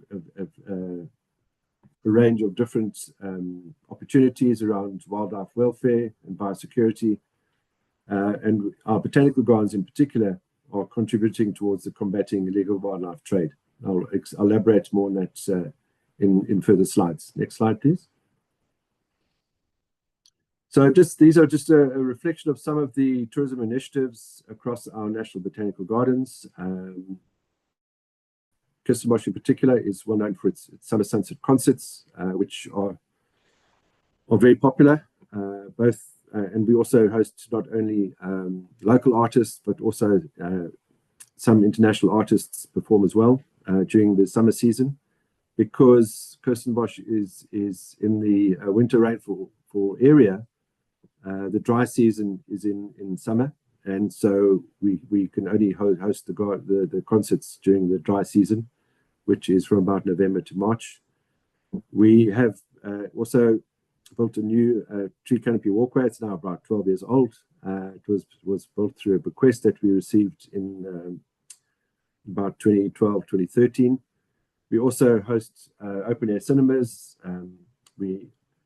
The zoo and the Mokopane also offer zoo visits and nature reserve tours. We also offer a National Gardens Week, which is a free access to all the gardens usually in March. And we generally have about 1.5 million visitors to the National Botanical and Zoological Gardens. I'll elaborate a little more about Kirstenbosch in particular. And so overall, we have 13 national gardens, of which 2 are the zoological gardens. And the zoo itself has in its care about 9,000 animals, about 700 species, mostly in the Pretoria Zoo. Next slide, please. So in terms of our infrastructure program as an organization, we have established a infrastructure master plan that was supported, agreed, and approved by our board a few years back. And that also guides what we do. We also have a green energy and water conservation strategy and implementation plan. We have at Kirstenbosch established a wild plant seed bank, which has also been recognized through the Biodiversity Bank South Africa as a core biobank, which allows it also to receive funding through the biobanks program.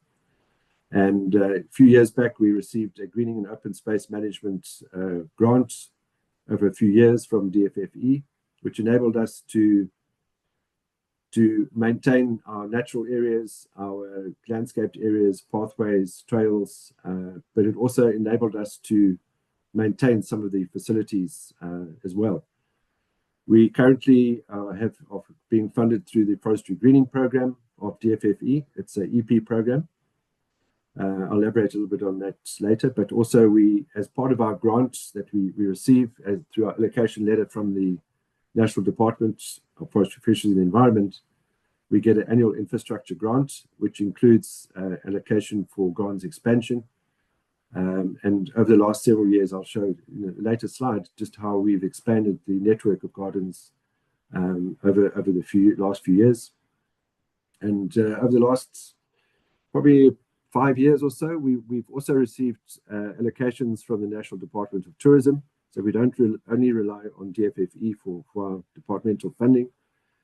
So also the NDT has supported tourism infrastructure in several gardens, which is also been able to support some of the work that we do. Next slide, please. So these are just, this is a reflection of some of the criteria that we use for prioritizing infrastructure allocations across all the campuses of SANBI. We look at income generating infrastructure. Obviously, that infrastructure which is used to generate revenue is very important. We do rent out our facilities for venue hire as well for the public to use and government departments as well. Income generating support infrastructure. This includes water, security infrastructure, electricity, sewage, waste management, etc. Then operational infrastructure is also very important. These are workshops, stores, etc. Then also staff and student accommodation. We have some gardens, not very few. We do have some student accommodation, which we maintain as well as our education facilities. SANBI, as we are governed through the National Environmental Management Biodiversity Act, one of the mandated areas is to maintain environmental education facilities, as well as the herbaria, etc. that we do. In Pretoria, the National Herbarium, that we also maintain as a national facility that allows SANBI and our taxonomists to name and study the indigenous plants in South Africa. Conservation infrastructure is also important. This is the living collections, the nurseries, the research infrastructure, laboratories, herbaria, then the green energy and water conservation infrastructure, and then also there are areas of compliance that we need to comply with, which is including the Health and Safety Acts, the Heritage Resource Agency, as well as various legal prescripts and regulations. Next slide, please. Sorry, Chair, this is just a breakdown of some of the gardens that we manage. Some are quite old. Kirstenbosch itself was established in 1913. We have other gardens which are also over 100 years. KwaZulu-Natal, the garden was originally started in 1874, but we only started managing it as a National Botanical Garden in 1969. And then the Karoo Desert Garden, 1921, based in Worcester. Pretoria Zoo was started in 1899. And then we've got various gardens which are over 50 years as well. The Pretoria Garden, Harold Porter Garden in Betty's Bay, as well as the Free State Garden and the Lowveld Garden in Bombela. And in recent years, we've established the Kwaleja NBG in East London, as well as the Toyanda NBG, which represents our presence in the Eastern Cape and Limpopo provinces, respectively. What I just want to reflect on the bottom of the slide is the infrastructure allocations over the last 5 years that we've received from the department. I just want to note that in 2024-25, we received a grant. This covers everything in SANBI. This is for the whole organization, not just for one garden. So we received 180 in the prior year. We had received 176 million. And then in 25-26, this allocation was reduced significantly to 40 million. And it's been around more or less over the next few years as predicted in allocation. That is, this amount is really suboptimal. And we actually we could accommodate a lot more funding to improve the facilities that we have, to ensure its ongoing maintenance, because the more you maintain a facility, the more benefit it's going to be to you, to the organization, both from a tourism perspective, visitor appreciation, etc., etc. So with these significantly reduced budgets, it's really put us into a very difficult situation. And we're trying to find where we can find other funding to make up this difference. Next slide, please. We're also being supported through the DFFE through EPWP beneficiaries. This is just a table showing the allocation in the current 26-27 year of EP beneficiaries through the Forestry Greening Program of DFFE across the various gardens. On the left, this middle column is forestry greening, and the right-hand column is also an allocation we are receiving from the National Department of Tourism for tourism monitors as well as tourism ambassadors. At Kirstenbosch, they'll be receiving this year 37 beneficiaries as well as 22 tourism monitors, which will go a long way to relieving some of the budgetary pressures in terms of filling vacant posts. Next slide, please. This is just a reflection of potential, how we maximize commercial potential of our gardens. We also manage shops, restaurants, and we get rental through that. All the gardens, we charge admission fees, which is the majority of the revenue that we get. We host events, and that usually is through venue hire revenue. We also, as outdoor destinations, nature-based tourism destinations, we host various trail runs, night runs, park runs in some of the gardens, concerts, plant sales, the opportunities for photographic competitions, open-air movies, plant fairs, spring festivals, opportunity for that we're exploring around biodiversity expos, both at Kirstenbosch and Walter Sisulu in Gauteng. We've also established our own membership card, the SANBI membership card, and as that card has matured, we are offering various packages to various stakeholders through it. Next slide, please. Honourable Chair, I just want to, this slide is really just a reflection of what are the defining characteristics of a botanical garden internationally. SANBI, as an organisation, we are members of Botanical Gardens Conservation International. It's an international NGO that supports botanical gardens globally. We're also represented on the International Advisory Council of BGCI. And this is just a reflection of some of the characteristics of a botanical garden. And the dots basically just reflect how SANBI actually complies or with the various defining characteristics.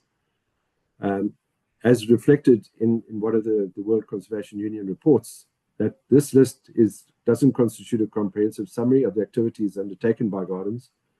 And obviously, but it does reflect that gardens have multiple benefits and roles that they can play from a conservation perspective, a tourism perspective, education, etc. Next slide, please.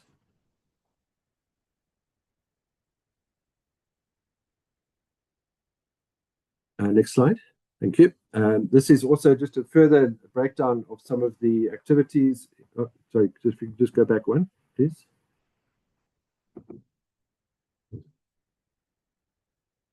Just to the previous slide, if that can just be, there we go, thanks. Again, these are just some of the activities from conservation, working with plants and trees, environmental programs. Okay. I'm not sure why that's that slide, but essentially, Chair, it was just reflecting that Kirstenbosch and our gardens do really comply with a lot of the major activities of botanical gardens that are classified globally. There are different botanical gardens. Some are very specialized around the world. Some are medicinal. Some are very taxonomic. Over the years, the gardens have diversified globally, but we are very much aligned with the international criteria and for botanical gardens. Next slide. The next, I'm just going to do an overview of Kirstenbosch in particular, which, as I said earlier, was established in 1913 and has a 113-year legacy of conservation, research, education, and tourism. Next slide, please. So Kirstenbosch, just to reflect where Kirstenbosch came from, it was a person called Harold Pearson. He was the first person who actually identified the site for the garden, and his initial, what he expressed when he saw the view of the garden on the eastern slopes of Table Mountain, he said, "This is the place." And that is where then, after a couple of years later, the garden was established and declared through government at the time as the first national botanical garden in South Africa. And it's really always been, we've regarded it as the flagship garden. And we've always modeled, I think, as we establish gardens in other parts of the country, to be more representative and be closer to communities and urban centers.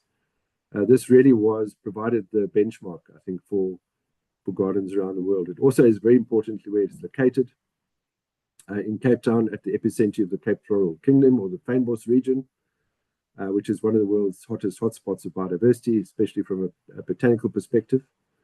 The garden has various intrinsic assets: its location, its grandeur, popularity, and accessibility.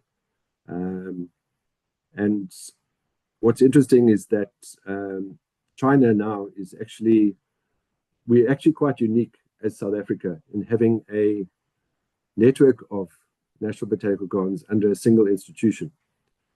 There are very, very few gardens around the world that has such a wide network under a single institution. Most gardens are standalone, or at the most maybe one or two satellite gardens. But for SANBI to have in South Africa, to have such a wide network of gardens which represent the indigenous plants of those regions, where it's grassland or forest, savanna, coastal biomes that we might have in East London, for example, we are very unique. And I think a lot of countries around the world have noticed that this is really such an interesting and unique setup. In fact, that China are now setting up a network of their own national botanical gardens. So they're basically taking a range of botanical gardens in China, and they are declaring them as national botanical gardens, very similar to what we have set up in South Africa. Next slide. So Kirstenbosch has been referred to in the book by a former CEO as the most beautiful garden in Africa. It has an incredible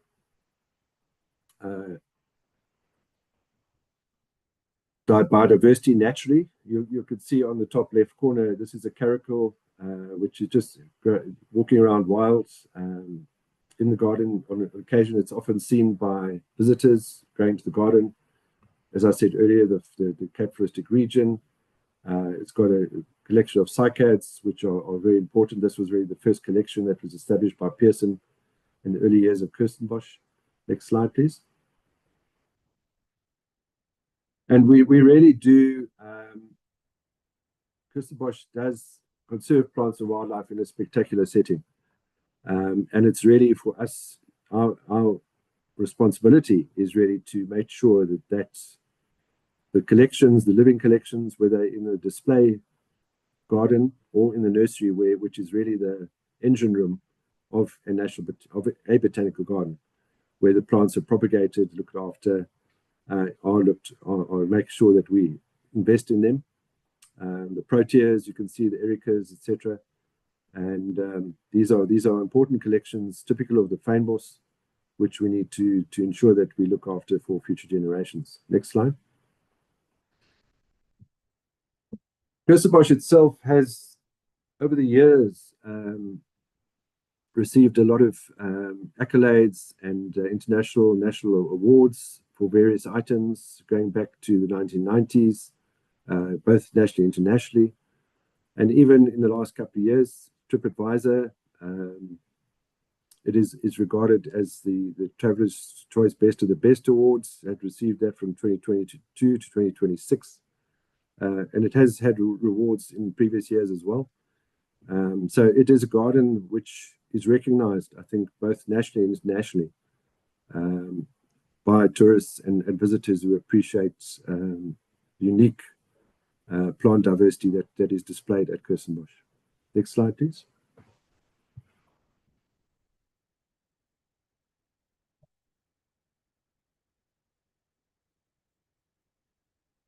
Can we move to the next slide?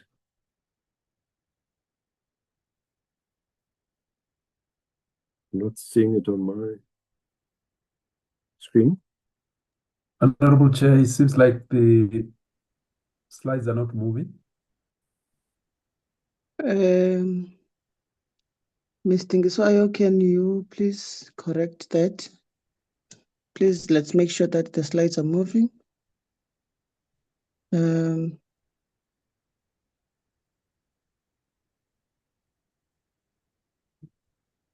Okay, they're trying to fix it. Honorable Chair, thank you very much. I'll just continue. So this slide basically reflects in the 1990s when our predecessor, the National Botanical Institute, was established in 1989, up to when SANBI started in 2004. The organization was largely focused on developing Kirstenbosch. Before 89, there was a long period of financial constraints that Kirstenbosch and other gardens were even less invested in. And through the National Botanical Institute, there was a lot of investment that was done. It came through various sources of funding, NGOs, including Botanical Society of South Africa. They also sourced funding through corporate and private donors, as well as government. And there were various projects that were developed over a period of about 15 years, up to about 2005, which are reflected in the bullets on the slide. So this includes a lot of these facilities were aimed at ensuring and improving the financial sustainability of Kirstenbosch as a garden, and also enhancing the research capabilities of Kirstenbosch, both from the herbarium, the Compton Herbarium, which is based there as well as a very important Harry Maltino library. So it had a tea room. There was a new tea room that developed, a restaurant, a conservatory, a multifunctional visitor center, etc., etc. So these were all developed. Oh, someone's moved. Can you please, guys who are controlling the slides, please make sure that we do not get any disturbance? Thank you, Honorable Chair. Sorry for that. Thank you. And next slide, please. Sorry. So basically, what has happened since 2005, we've also invested significantly into other infrastructure in Kirstenbosch. We've also been investing into its maintenance.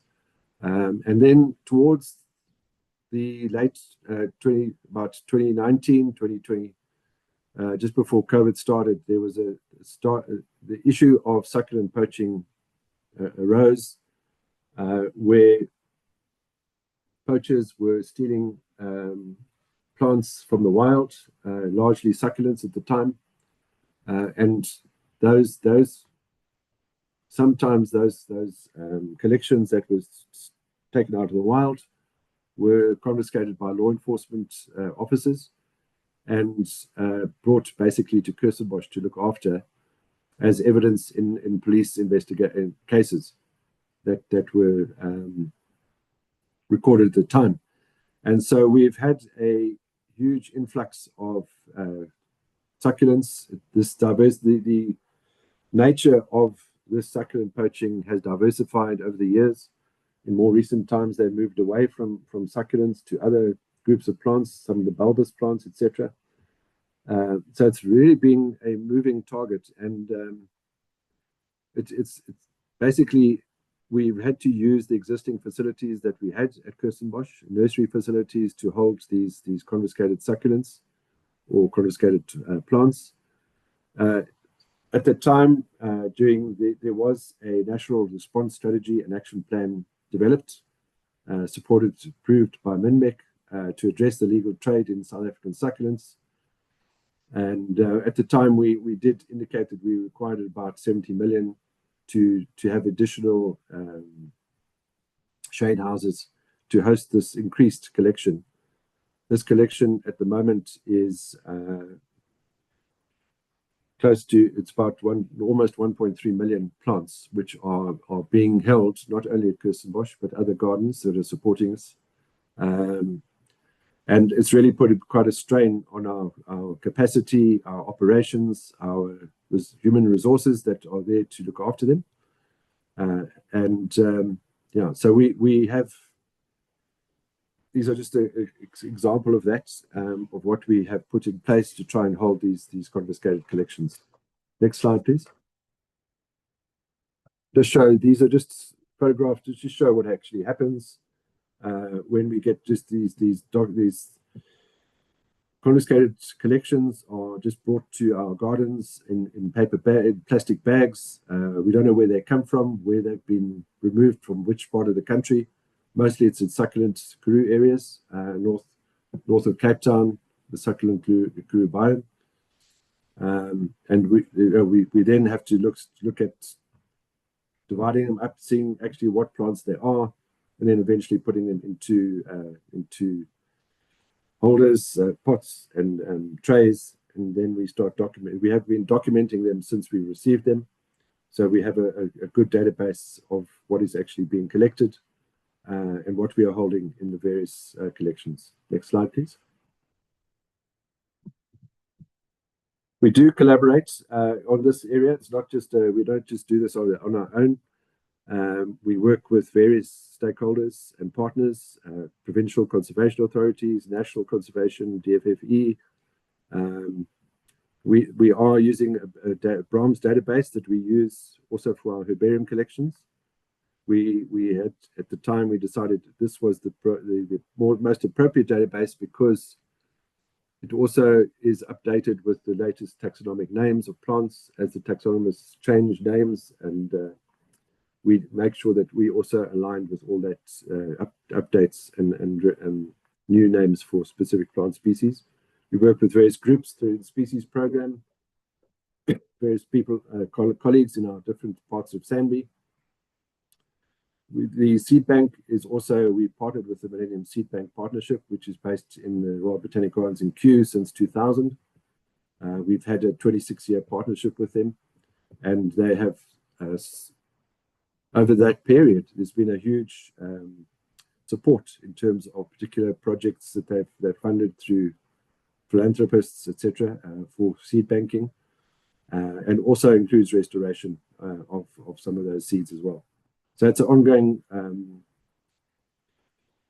collaboration that we have, both nationally and internationally, and we even had volunteers from various botanical gardens around the world. More recently, the volunteer horticulturists have come from the National Botanical Gardens of Ireland, and support from BGCI is ongoing. Next slide, please. Just to reflect on Kirstenbosch as a garden in terms of its numbers. In the last financial year, Kirstenbosch received just over 788,000 visitors. It's had 3.3 million visitors in the last 5 years. We've received over 16 million visitors in the last 21 years, so we keep track of all that data and records over many, many years. Our own revenue received in the last financial year was over 142 million. That's just for Kirstenbosch. And also generated over the last 5 years close to 500 billion rand in own revenue, which is mostly, as I've said earlier, through admission fees, which is about 83% of its own income. But we also have rentals as well as venue hire that we generate own revenue from. And we have a very good partnership with the Big Six. So in Cape Town area, the other major tourist attractions, the Table Mountain Cableway, Robben Island, the Boulders, where we have the penguins, and Cape Point and Groot Constantia. So we have a long-standing partnership with them, and that also gives exposure of our staff to their facilities and vice versa. And there's a joint sort of benefit for everybody of this collaboration through this tourism partnership. The summer sunset concerts that we held are also generally very important in terms of revenue generation. Traditionally comprise about 20% of our garden's annual income. And over the last season, we realized over 112,000 concert goers and own revenue of over 28 million, which is about 20% of the garden's annual own revenue. Next slide, please. I mentioned earlier, just showed a photograph of our tree canopy walkway, which was opened to the public in May 2014, and realized significant increase in visitor numbers in that year, especially in May. We could track it as we track the monthly visitor numbers to the garden, and there was a major boost. We've also received a major private bequest from the late Mrs. Joan Wrench. This is an unconditional grant, so it is allocated to Kirstenbosch, but it doesn't specify what that bequest could be used for. So we have established, as part of that bequest, which is about 59 million when we received it in 2017. It's held in a reserve bank account as advised by National Treasury. And we basically, the principle is to really use the interest and to allow the capital to grow over time. We have used it to support disadvantaged beneficiaries coming to Kirstenbosch. There's over 30 since we've established a Joan Wrench Kirstenbosch Scholarship Fund through it as well. But we also use it to transport beneficiaries to Kirstenbosch for education programs. We call it the Kids in Gardens program. And we have hosted over 32,000 beneficiaries have been transported to Kirstenbosch, 500 groups of beneficiaries since it started. The scholarship fund is also used to support postgraduate students in vast universities across the country. 30 have graduated in the past 5 years. We also have an internship program, which also is supported by the Wrench bequest. And over 20 million of the bequest has been used towards beneficiary stipends, bursaries, and running costs. Next slide, please. Just to continue some of the statistics of Kirstenbosch, the area is around 200 hectares. It's also been awarded a level 4 accreditation with the ARPANET Arboretum accreditation program. And Morton Arboretum, this is a organization in the United States which works globally around botanical gardens supporting tree conservation. And Kirstenbosch has been awarded the level 4, which is the highest level of accreditation and one of only 46 gardens globally that has this accreditation. We have a very useful website, Plants Africa site, which is very supportive to teachers and learners in looking at specific indigenous plants of South Africa. They use it for projects, etc. We've also produced a gardening series which helps guide visitors and people of South Africa with with ways to how to grow particular indigenous plants, as reflected there. And the wild plants seed bank is also a very important part of our programs that we have, supported by the Biodiversity Biobank South Africa, as I mentioned, which is one of the projects under the South African Research Infrastructure Roadmap of DSI in South Africa. Next slide, please. So one of the projects that we've established very recently, following some social media reports around Kirstenbosch, we've developed an Operation Excellence program inside SANBI and in particular in Kirstenbosch. And there are various aspects to this project or program. There's this one aspect which is staff capacity. We need to enhance our staff capacity, so we've been prioritizing the filling of critical vacancies. This is also horticultural expertise, strengthening skills transfer from some of the retired horticulturists to our current horticulturists as well, where appropriate. We are also at the moment upgrading our nursery facilities. We are fast-tracking procurement, establishing term contracts for particular operational items that are required. And there's a range of different infrastructure-related projects, which I'll reflect to later. But also just mention that it's the public ablution upgrades, various building maintenance is being prioritized at the moment. We're also establishing a new Kirstenbosch development campaign, realizing that if we don't realize sufficient funding through our government department that supports us, we will have to look at elsewhere to see where we can source funding from. And this is probably very similar to what was established, not so similar to what was established in the 1990s, but it's a slight variance of it, where we're looking at some of the completed projects, those are ongoing, as well as one of the new projects that we're looking at, and I'll reflect on that a little bit later. There was talk about volunteers. We are currently revising our SANBI policy on volunteer services to see how we can we have 102 volunteers at Kirstenbosch at the moment in various areas of operations. I'll reflect on that as well later. We also, the living collections as a very critical component of what makes a botanical garden. We're also revising our living collections policy and strategy, and also developing a sort of monitoring and evaluation framework that we could actually monitor and track the outcome of the Operation Excellence going forward. Next slide, please. This is actually a slide that we present to volunteers when they start as part of the induction. As mentioned earlier, there is a long-standing program of volunteers at Kirstenbosch in particular. Less in other gardens, but Kirstenbosch in particular has had a very strong support from volunteers. Next slide.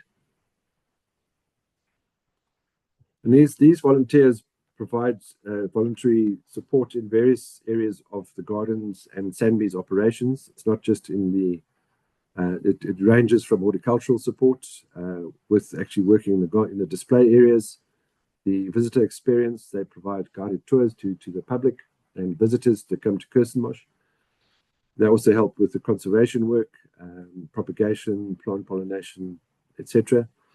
Seed conservation work. We also have volunteers supporting their education and outreach, as well as the plant production and potting groups in various collection nurseries. So these volunteers play a very important role, and we are currently revising our policy, volunteer policy, to provide a few benefits really to those individuals which are volunteering in our gardens, and we're benchmarking with international best practice across other botanical gardens around the world.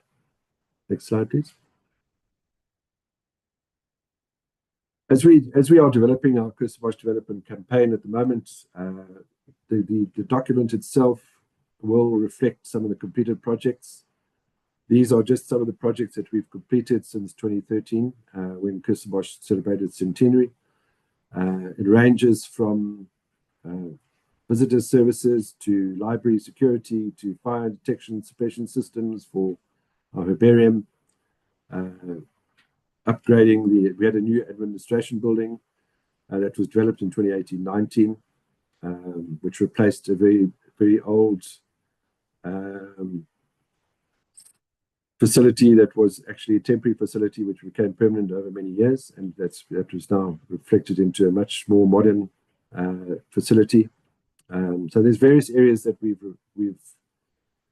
used funding to upgrade various facilities infrastructure at Kirstenbosch since 2013. Next slide, please. These are just reflecting some of those projects. There's what used to be called the Director's House is now the Manor House. On the top left, on the right is the new administration building. In the past, the head office of SANBI, or SANBI's predecessor, used to be at Kirstenbosch. It was only when we became SANBI in 2004 that our head office moved to Pretoria.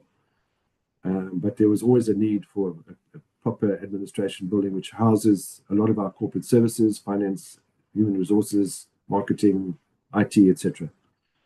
In the bottom left is a reflection of one of our shade houses that is holding some of the confiscated collections. And on the bottom right is our Kirstenbosch Research Centre, as well as the Centre for Biodiversity Conservation, which also houses the Harry Martino Library as well. Next slide. Just also some additional, so we have upgraded some of our nursery for shade houses. We are in the process now. I'll show just a list of what we're doing currently at the moment. But there was some upgrades done to the facilities there. On the bottom left is our wild plant seed bank, which has undergone a significant makeover over the last several years with the support of the Millennium Seed Bank Partnership. And on the right is a new boardwalk, which complies. We use recycled material, low maintenance material for that facility. So wherever we put in new facilities, we try to ensure that those facilities are built to withstand or more climate resilient and also low maintenance as far as possible to reduce the ongoing operating costs. Next slide.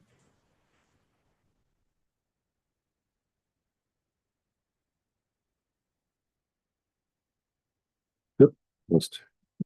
You just get back to that slide. Apologies. I think the team has a problem with network. We apologize for the glitches, Mr. Willis. We apologize for that. But we do have the copies you can go through. There's only a few slides left. There's only a couple of slides left. I think if we could just wait you can go through the slide. Okay. Yeah. Thank you. Okay. There we go. It's only a couple of slides left. Slide 33, 34. Next slide. So, Honourable Chair, this is just a reflection of some of the projects we're currently busy with at the moment. So, in this document, the development campaign will reflect a list of projects with photographs of the particular projects. So these are just some of the projects that we're currently busy with. It includes upgrading the public ablutions, some of the seed bank itself. It's the final phase of the seed bank development. The conservatory, providing upgrades to our interpretive signage, storyboards, and labels. And more importantly, one of the most important ones is the nursery upgrades phase 2. We've appointed a contractor. They're currently on site, and that provides some of the mechanical heating equipment that is needed to propagate and grow some of the indigenous plants in our nurseries, which enhances their cultivation. Next slide, please. These are just a list of some of the projects that we are still looking for funding for.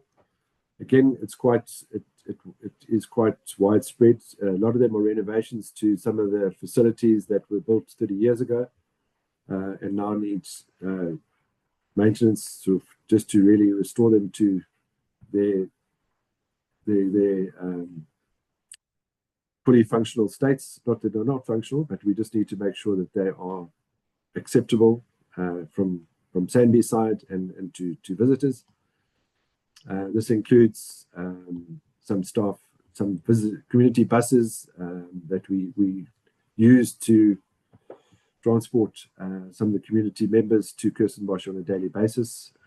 We did replace the whole fleet in 2013 as part of the centenary, and these buses are now about 13 years old, and they do a lot of mileage going back and forth to the garden every day. And it also includes upgrading to our fire suppression systems, HVAC, and one of the most important ones around on this list would be the upgraded automated irrigation system. As reflected earlier, some of these facilities are relatively old. A lot of them were upgraded in the 1990s, but some of them still need further upgrading to ensure that we have water conservation, that comply with our strategies around water conservation. They're smart, they etc. So there's a lot of projects. We estimate probably about 150 million is needed still at Kirstenbosch, and if we're not getting the government funding through our department or National Department of Tourism, we will need to start looking at fundraising by ourselves. And I think as we go forward, we do receive requests on a regular basis at Kirstenbosch in particular, and I think by upgrading our facilities, we do anticipate receiving further requests from private individuals in their wills leaving money to Kirstenbosch, as they really do appreciate what Kirstenbosch offers and its importance for the country and for internationally as well. Next slide. I think we're coming to the end. So, Chair, this is just the final slide, just to a recommendation that the Portfolio Committee notes the achievements that we've done, the Operation Excellence, which we have initiated in the last couple of months, and we are making. We monitor this Operation Excellence on a weekly basis with our team at Kirstenbosch, and this Operation Excellence has been supported from our board all the way down, CEO, Executive Management Operations, myself, and our teams are all focused on getting our targets and what we want to achieve done as soon as possible. Our procurement, SEM, those are all on board, and we monitor these things on a weekly basis. And also, I think the main point also just to note there is infrastructure and operational funding shortfalls, as reflected earlier with that cut from 180 million down to 40. And we have been engaging with our department as well as National Treasury on a regular basis to try and secure additional budgets to ensure SANBI's financial sustainability. Thank you, Chair. That's the end of the presentation. Thank you. Thank you, Mr. Willis. Honorable members, that is the presentation from SANBI. I am now going to note hands. I see that we are almost 12:20. Think we can still manage time. I'm noting hands, honorable members. Honorable De Block, you're the first one. Awesome. Honorable Kumalo, you are the second. Also Honorable Managa, the third. Honorable Bilangulu, fourth one, and Honorable Mkize, following Honorable Mukwena, then Honorable Peters, in that order. Thank you, Chair. I'll kick us off. Thank you to Mr. Willis and the SANBI officials and representatives for the presentation. I think it's a very worthwhile thing for our committee to be looking into. Chair, I am cognizant of time, so I'm going to go as quickly as I can, but I do have quite a few questions. I just want to start by saying Kirstenbosch is a place that I basically grew up in. I know it very, very well. I care for it very deeply, and I want to see it succeed. So I hope that my questions are taken with that framework in mind. And I'd also like to say I've been to Kirstenbosch a number of times this year to see for myself what the situation on the ground is. And I think it remains a wonderful place for tourists to visit. And a lot of the social media and media hype was unwarranted. However, there are still several issues that do need to be raised and held up to scrutiny. So I'm going to start with the firstly a number of initiatives that were mentioned in the report that I don't believe are operating at all or anywhere near the level that they've claimed in this report. And I'll run through these, and I'd welcome any responses to refute what I'm going to say if there are refutations. The Kirstenbosch Plant Fair was listed as a tourism initiative. I don't think that has happened since 2023, and pre-2023 it didn't happen until 2019. It used to be an annual event which used to bring in a lot of tourists and funding and goodwill and public participation, but it doesn't happen anymore, which is a very sad thing. The golf cart tours no longer happen as they used to. The transfer of seeds between botanical gardens and research stations largely shut down about a decade ago, I understand, when Kirstenbosch's seed room closed down. Seeds are no longer provided to the public, where they used to be distributed to BOTSOC members. And Kirstenbosch no longer produces its index seminum, the advertisement catalogue of available seeds for exchange to other botanical gardens. So as much as the Kirstenbosch Seed Bank is very impressive and their banking abilities for seeds are great, the sharing of those seeds across different institutions is not happening, I think, as claimed. And the accession of plants is also apparently, according to the people I've spoken to on the ground, of the record is uncoordinated and clunky, difficult to use, and the signage is no longer produced locally. So a lot of these issues are now being outsourced or are not happening at all. And that goes for pest control management as well. There's been a lack of support from the procurement division for the requests from the horticulturists and others, management to get appropriate biocontrol agents. And currently the poisons that are being used are unnecessarily harmful to other biodiversity. So Chair, I'm going to start my questions with the budgetary constraints, which obviously is understood. We hear this in every single committee presentation. Of the 100 million rand generated by Kirstenbosch each year, I'd like to know how much is being put back into Kirstenbosch. We obviously as a committee appreciate the cross-subsidization model, and it's something we're familiar with in the sandparks example with Kruger National Park, for instance. But I think the principle is that you cannot kill the golden goose because it'll stop laying eggs. On the subject of budgets, one way to get around budgets is to have people come in and volunteer and provide free labor. But of course, that under Minister Creasy was that relationship was severely damaged with the public and with BOTSOC. And I'd be very interested to know how the revised volunteer policy is going to rebuild these bridges and restore that volunteer capacity and that public goodwill, which should flow into fundraising as well. And I'd like to know why SANBI have, well, this is an allegation at this point, but why SANBI removed all the money out of the ring-fenced conservation account, which was dedicated specifically for species restoration and conservation work. I believe that this account used to have a few million rand in it.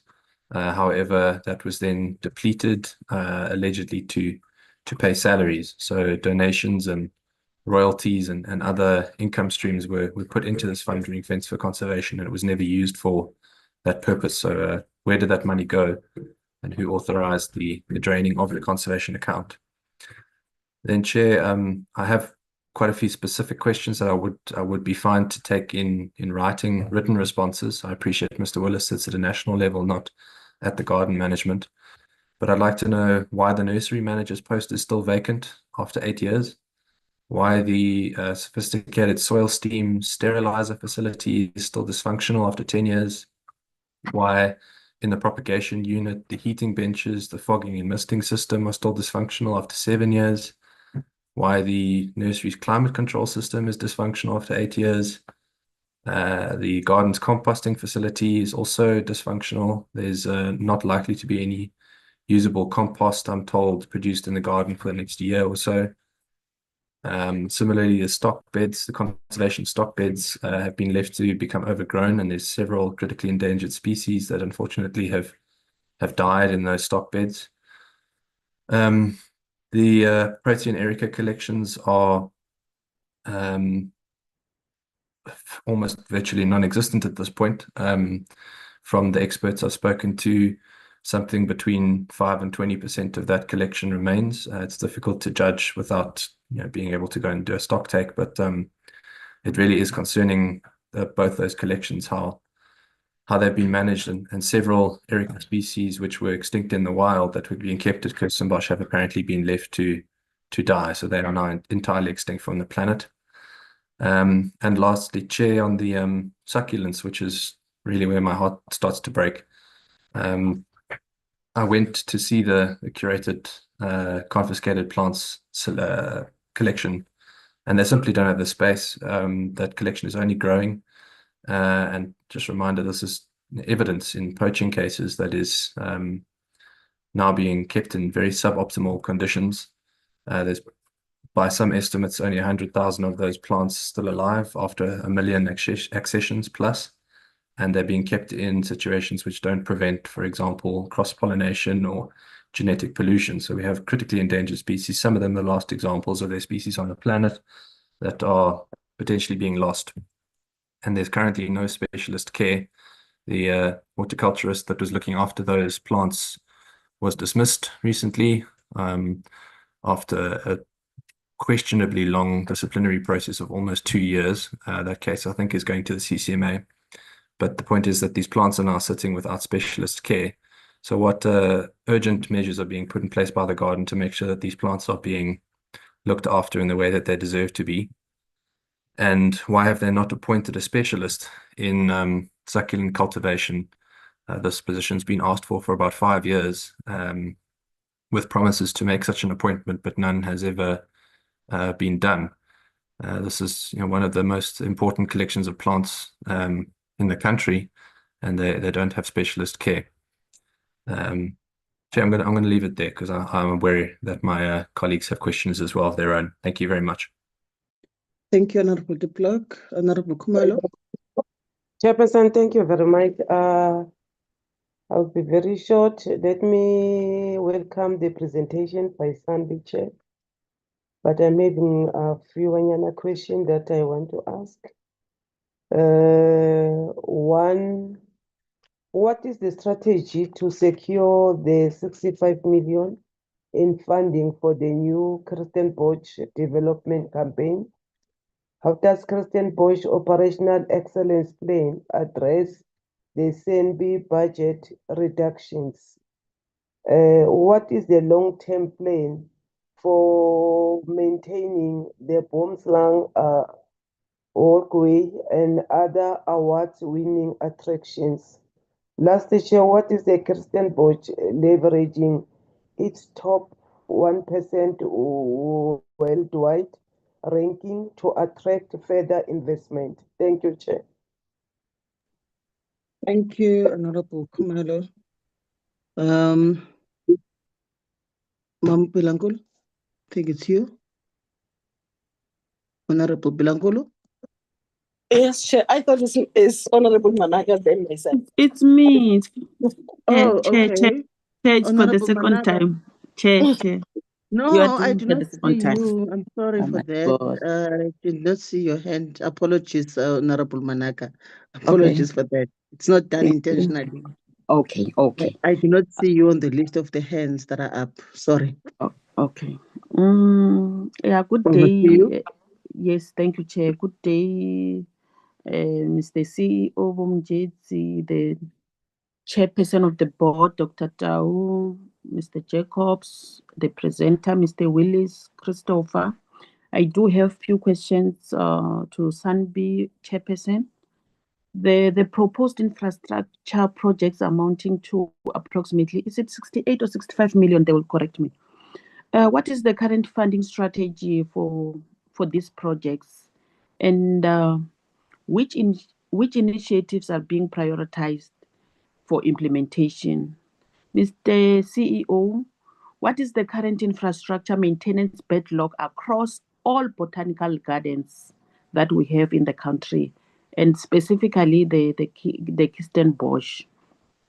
How do you ensure the major infrastructure investments are adequately maintained and sustainably funded over their full life cycle, rather than only securing funding for initial construction or upgrade? And the other issue is the issue of vacant posts. When will they be filled, Mr. Chief Executive Officer? What proportion of your infrastructure budget is currently allocated to maintenance and refurbishment compared to new developments and construction projects? The last one, given the growing risk, Chair, associated with the climate change, are your infrastructure projects being diagnosed? Are they being designed, I mean to say, to withstand projected droughts, flooding, erosion, extreme temperatures, and wildfires? Thank you so much, Chair. Thank you, Honorable Manaka. Honorable Pilangul. Thank you very much, Chairperson. And firstly, I would like to welcome the presentation. I also do have a few questions to ask SANBI. What are the most critical infrastructure needs for Kirstenbosch in the next 5 years? How is the Kirstenbosch addressing the 741 million infrastructure backlog projected for 2027-28? And what is the current funding gap for succulent poaching response and conservation efforts? How will the proposed solar PV installation impact Kirstenbosch's operational cost and sustainability? The last one, Chair, what is the projected revenue generation from the proposed new infrastructure project? Siyabonga, Mama. Honorable Mkhize. Thank you, Mphathi Sihlalo.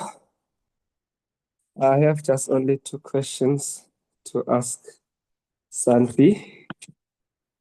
The matter is in regarding to infrastructure funding gap. SANBI project infrastructure needs of 741 million rands in 2027 and 2028, while the DFFE allocation is only 50 million rands. What specific infrastructure will consequently not be maintained or rehabilitated? What risk does this create for public safety and biodiversity conservation? And what concrete funding plan does SANBI have to prevent further deterioration? The last question, with such limited funding, what objective criteria determine which projects receive funding and which are deferred? And can SANBI provide the committee with a ranked list of outstanding projects, their cost, timelines, and consequence of further delays? Thank you very much, Sihlalo. Siyabonga, Honorable Mkhize. Honorable Mokoena. Thank you very much, Chair. And let me take this opportunity and welcome the presentation again from SANBI. However, I've got several questions.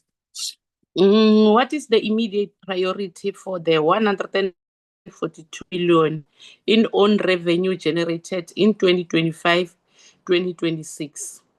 And with the infrastructure backlog expected to grow from 180 million in 2024-2025 to 839 million by 2029-2030, while the DFFE provides only about 40 to 54 million a year, How does SANBI plan to prevent major infrastructure failures at older National Botanical Gardens?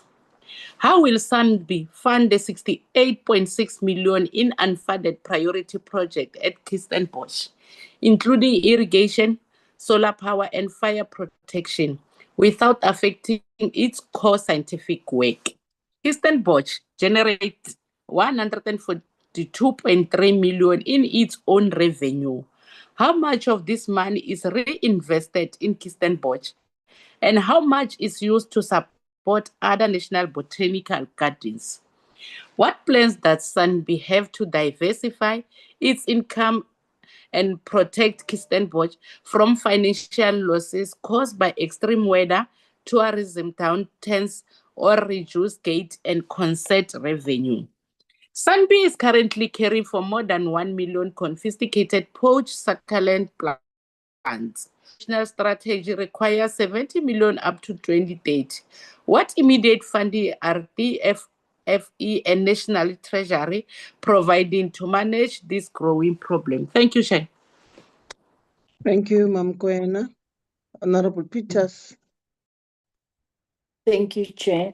SANBI has identified aging infrastructure as well as maintenance requirements, water security, energy resilience, and climate risk as their key challenges.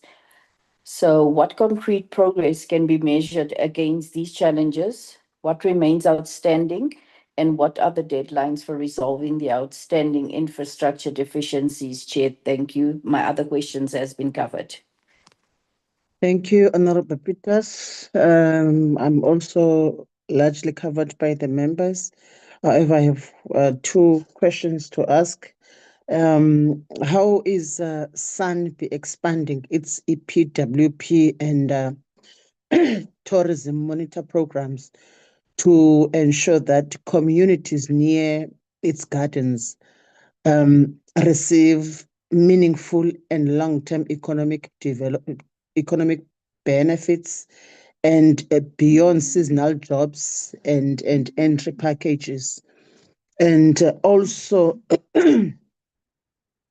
what measurable evidence does SANBI have to either confirm or refute claims that Kirstenbosch's botanical collections, particularly rare species such as proteas and ericas, have declined in quality, diversity, or conservation value over the past 5 years? And how have staffing levels, vacancy rates, and budget allocations for horticulturists and scientists and ground maintenance personnel changed over recent years? And what impact have these changes had on the garden's operations and maintenance standards? Those are the questions from my side. I am now going to hand over to the Chair and also the CEO of SANBI. Over to you, Chair. Thank you very much, Chair and honorable members. Thank you for the important questions. I was trying to open my video, but it doesn't, so it might have been disabled. No, it's fine. It's fine, Doc. You can continue. Yes. Yeah. In terms of the issues that have been raised, the point of departure would be that as the board and the accounting authority, we have taken interest on matters that will ensure that the entity could continue discharging its responsibility for purposes of enhancing conservation and broader biodiversity benefits. And various instruments that we pursue for that purpose is on ensuring financial sustainability, on ensuring the question of infrastructure, operations and maintenance, and also the issue of human capital development and management. So regarding the the current funding strategy, you will have already been informed that the organization is operating on a 70-30 funding regime, which means that it's heavily dependent on the fiscals, national fiscals, but also has got to raise its own revenue. And the decline in terms of the national fiscal's contribution has also been cited as a challenge that needs to be dealt with. But in trying to mitigate this, the organization and with the support of the board came up with the financial sustainability strategy. And we are overseeing its implementation, and the features of that could be shared when the CE responds. So I'm trying to address the question of Honorable Member Managa. And in terms of which projects are prioritized, in the slides that was also included in the presentation, and which the CE will also talk to, we also look at the value-adding posture on the choice of projects to be implemented, advancing the broader mandate.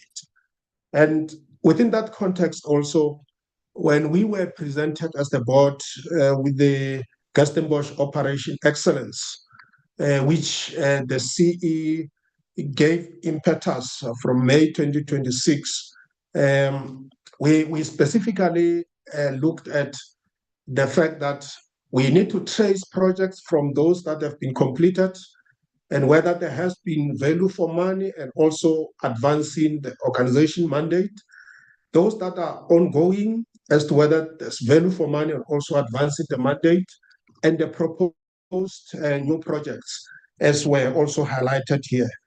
Accordingly, we then embraced the 7 key features of the Kirstenbosch Operation Excellence, which we believe is a microcosm for other gardens across the country.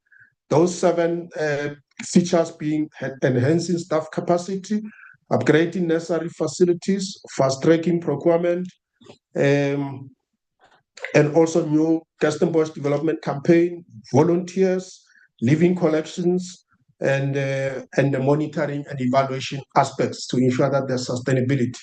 So just to give the honorable members assurance, the board is very hands-on on this. And in August, we will also be holding a meeting in Kirstenbosch and visiting other gardens to ensure that all these initiatives are followed through and they drive the organization to a more improved implementation trajectory and resilience. Thank you very much, Honorable Chair. Back to you. Thank you, Chair. Over to you, CE.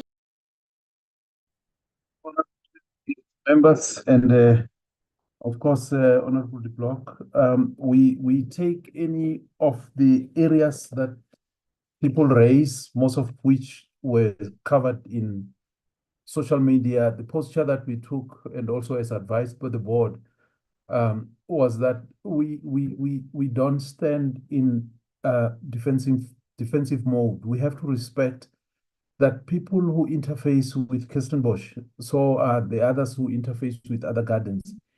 They have that strong affinity to the spaces, and they are raising issues with a view to make sure that there is improvement and there are responses to those issues, some of which could also be raised directly with us, but sometimes people choose not to. There are teams in gardens, there are teams in Kirstenbosch, there are teams in other areas, including head office, that could give an ear to anyone who would want to raise a particular issues, and we respect those views. As you had indicated, some of the areas raised could have been interpreted differently, but be that as it may, we still have to make sure that they are encapsulated into our interventions on a regular basis and translate into operational interventions. That's the posture that we have taken, and would want to continue as such. We did warn a little bit in some areas where people went deeper into some of the areas that could even compromise the staff, especially as people may publish what may be used by other people who are involved in poaching and other things, and revealing certain localities and details that we think may not be necessary to do so in protecting the workers and others that are involved in protecting some of these species. But be that as it may, the plan is as per what the chair had indicated and also in the presentation. I just want to address this before I give the operational team to address specific aspects, and then I'll also come back a bit later. We are working, as the chair indicated, on a 70-30 model, meaning that 70% would have to come from the fiscus. SANBI is a Schedule 3A entity. Being a 3A entity means that it's categorized amongst those that provide public good, and therefore mainly relies on the fiscus for its operations. And therefore, any tilting of that arrangement, which could have been 100%, but is 70-30 to say 30% raised to complement what has come, any tilting, either lower, even marginal, has its implications across the board. On top of that, we are operating on a centralized model, meaning that revenue generated across all come to the center and then get to be distributed. We have taken a decision to say that Kirstenbosch, being the main bigger garden and the iconic garden of note, not only nationally and internationally as well, need to receive specific and special attention. And in that case, the financing model continues as such, but then would have to make certain adjustments. And those adjustments call a new financing model, especially for 3As like SANBI, with a lot of this public good, heavy also on its meeting its obligations and its mandate, not only in science, but also on the ground, so across the board. So we are excited that the department is leading the team, which involves us and other entities within the DFFE family, working with National Treasury to deal with this question. We have presented a number of these issues to see how we can change certain aspects of the financing model as it relates to all gardens, and also specifically as it relates to Kirstenbosch, to the extent that we are also looking at the other areas as well that presents as opportunities through the National Treasury. Things may not be seen to change tomorrow, but at the same time, we have programs that we have put in place that some of the things that Mr. Willis was presenting are being attended to currently, including not only infrastructure related. There will be contractors sooner if they haven't started on the ground. The issue of capacity. There were people who raised questions around the horticultural specialists on board.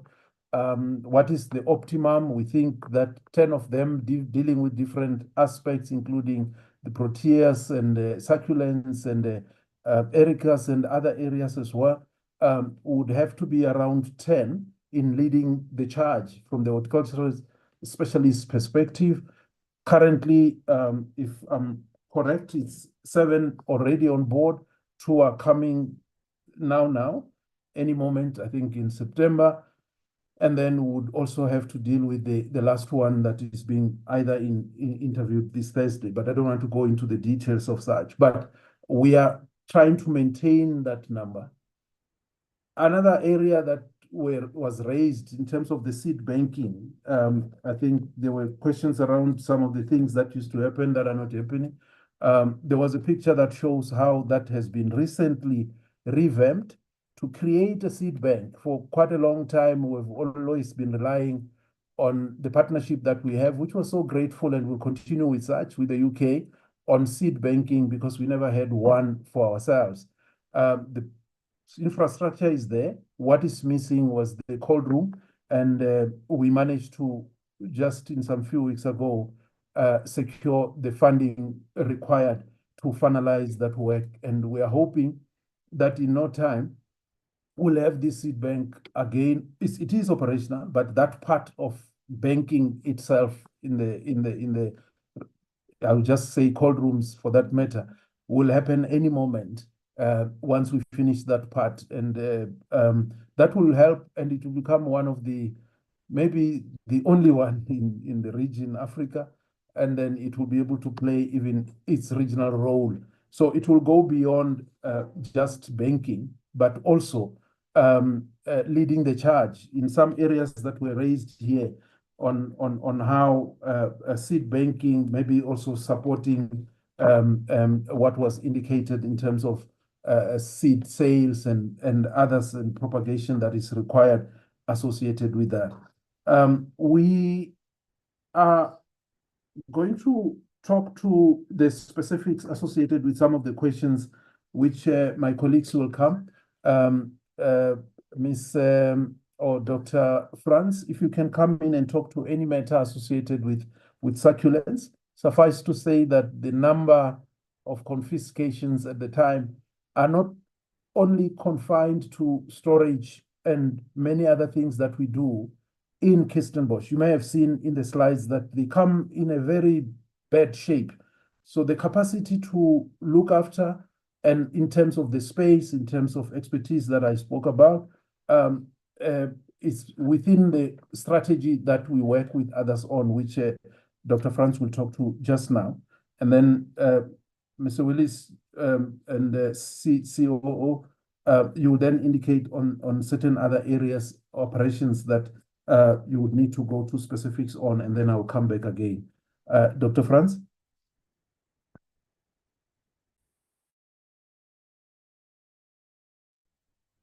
Thank you, CE. Good afternoon to the Chair, all protocol observed. Honourable Chair, I will be very brief in my response. There were quite a few questions raised about the succulents, most notably the funding gap and how we propose to fill this funding gap. So there is a national strategy which Mr. Willis referred to in his presentation.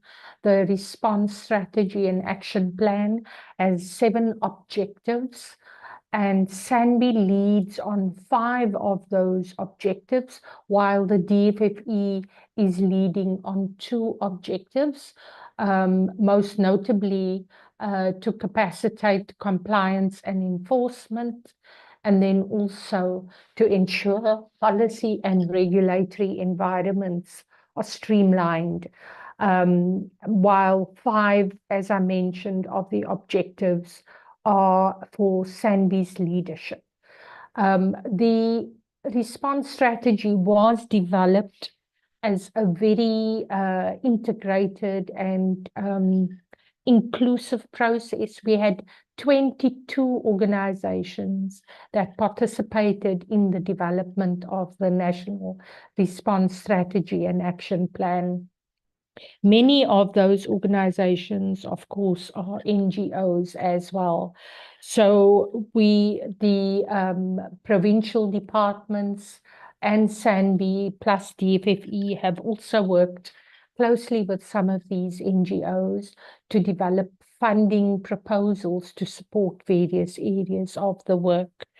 SANBI itself has also prepared, together with the DFFE, a project proposal for the Global Environmental Facilities 8th replenishment. And part of that funding will be specifically for the work on succulents. So as you can imagine, the succulent strategy tried to be all-inclusive. So it includes the long-term survival of species in the wild, how we manage what we call ex situ collections. So those are the plants that are held at Kirstenbosch and others. And we also have a component that seeks to work closely with the local communities and to support facilitating diversification of livelihoods and reduce pressure on the wild populations. There's also an objective around communicating effectively and ensuring synergies. And so we work quite well with all of the other organizations that are participating in this strategy. To support the communications on succulents. So, Chair, the 70 million that we've indicated for a 5-year period is for implementation of the full strategy. It would include funding for SANBI, but also for work that needs to be done through other agencies, such as in Western Cape and Northern Cape, the provincial agencies. The strategy remains largely unfunded. So SANBI is basically fulfilling the role of coordinating all the efforts by all the organizations, and also, of course, where we are singly responsible for areas like keeping the confiscated plants. And you've heard that our infrastructure needs, we have gaps there for the safekeeping of the succulents. And so the 70 million would not only cover infrastructure, it would need to cover, for example, some of the research work that also needs to be undertaken, where plants have been confiscated, but we actually don't know where those plants were taken from in the wild. It requires highly specific research to identify the exact locality of where the plants were taken. And that would be important in future when we would like to reintroduce the plants back into the wild, when it is, of course, safe to do so. So, Chair, the work that covers succulents is quite inclusive in the national strategy, and it is important that we find mechanisms to fund. So we are turning to donor funders, but in terms of the fiscus, it has largely been unable to fund the work of the national strategy. Thank you, Chair. Thank you, Honorable Chair. Mr. Willis? Before Thank you, Mr. Willis, Honorable Kate Pilankulu, can you kindly stand in for me? There's an urgent matter that I need to attend to now. Can you stand in for me and continue chairing? Honorable Kate? Sure. Okay, Chairperson. Thank you. Will do so. Over to you, Mr. Willis.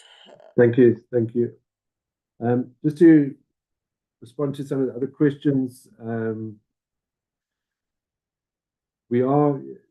what's important at Kirstenbosch is that we do proper evaluations of the nursery, the plants that are in our nurseries, the plants that are in our display beds, and our horticulturists on the process of making that. Those should be regular evaluations that have been conducted. There was mention of the Protea and Erica collections. We have a horticulturist for the Erica collections. We've just appointed a specialist horticulturist for the Proteas. That will be starting in September. The nursery manager position, also we are looking at prioritizing that. This will be a new position that was vacant quite a while back. But in evaluating, what we are currently doing is doing a proper evaluation of our organogram at Kirstenbosch. the garden in particular, to see where are the changes, the adjustments that need to be made, particularly some new sort of specialist positions might be required. And so that is in the process at the moment. In terms of prioritizing our projects for implementation, at Kirstenbosch, I think a lot of them are related to the living collections in particular. So I've mentioned that we are investing into the nursery facilities. As I said, we have a contractor already appointed. That will assist in terms of our nurseries, improving the success rates of propagation, which were both for conservation purposes, as well as for movement from the nurseries into the display areas for the public and visitors to appreciate. We also look at security infrastructure as well as one of the priorities, and green energy, water conservation. There was a question around solar PV. Certainly, we will that is limited to particular areas of the garden. That is mostly research precinct that we're looking at the moment. But that should certainly benefit us in terms of reducing operating costs on an ongoing basis. The irrigation system at Kirstenbosch is in need of renovation, modernization. Need to make sure that smart technology, that we can start maybe looking at meters that can sense the water content in the soil, temperatures, etc., etc. So there's opportunities for us to modernize our infrastructure using new technology, and will benefit the garden and its collections going forward. Yeah, I think in terms of there's a question, I think, from a member Managa around what we invest into maintenance.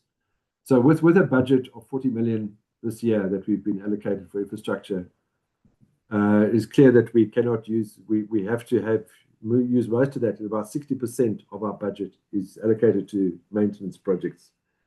The balance is really to look, very few new projects are being done because of the cut that we've had.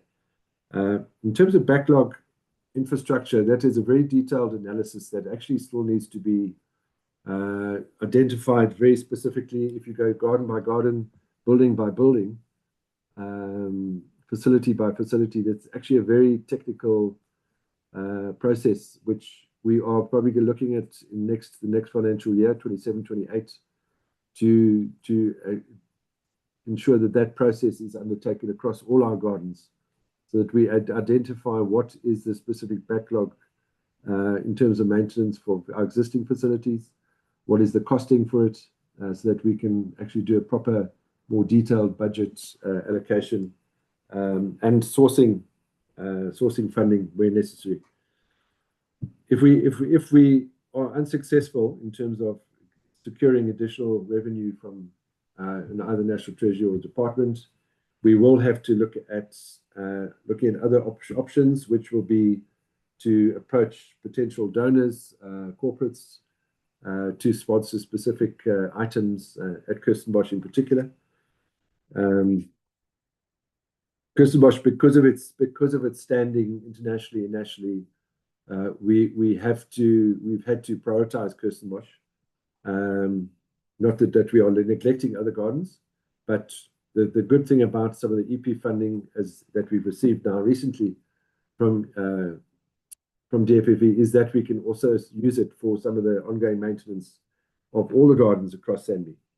This includes alien invasive control, maintaining pathways, maintaining collections in our nurseries, in our display areas, etc. So there is opportunity to use some of that funding. And the monitors program will also assist us in terms of security, on just having additional warm bodies on the ground that can also monitor and assist with security patrolling of our boundaries, etc. So that is an ongoing multi-year arrangement between us and the Department of Tourism. So we are embedding some of these relationships with other departments, which are very beneficial to us and mutually beneficial to us and them. Thank you. Thanks, Zia. I don't know if there's anything else from the Yes, two other areas that I would want to, Honorable Chair, highlight as well is the issue around the bequests. Bequests, when we receive them, which is money coming from others who had passed on, who would say, use this money under this condition. We don't go beyond the conditions as indicated, including the geographical area. The reference to the bequest, that's why even in the presentation we've highlighted some of the areas.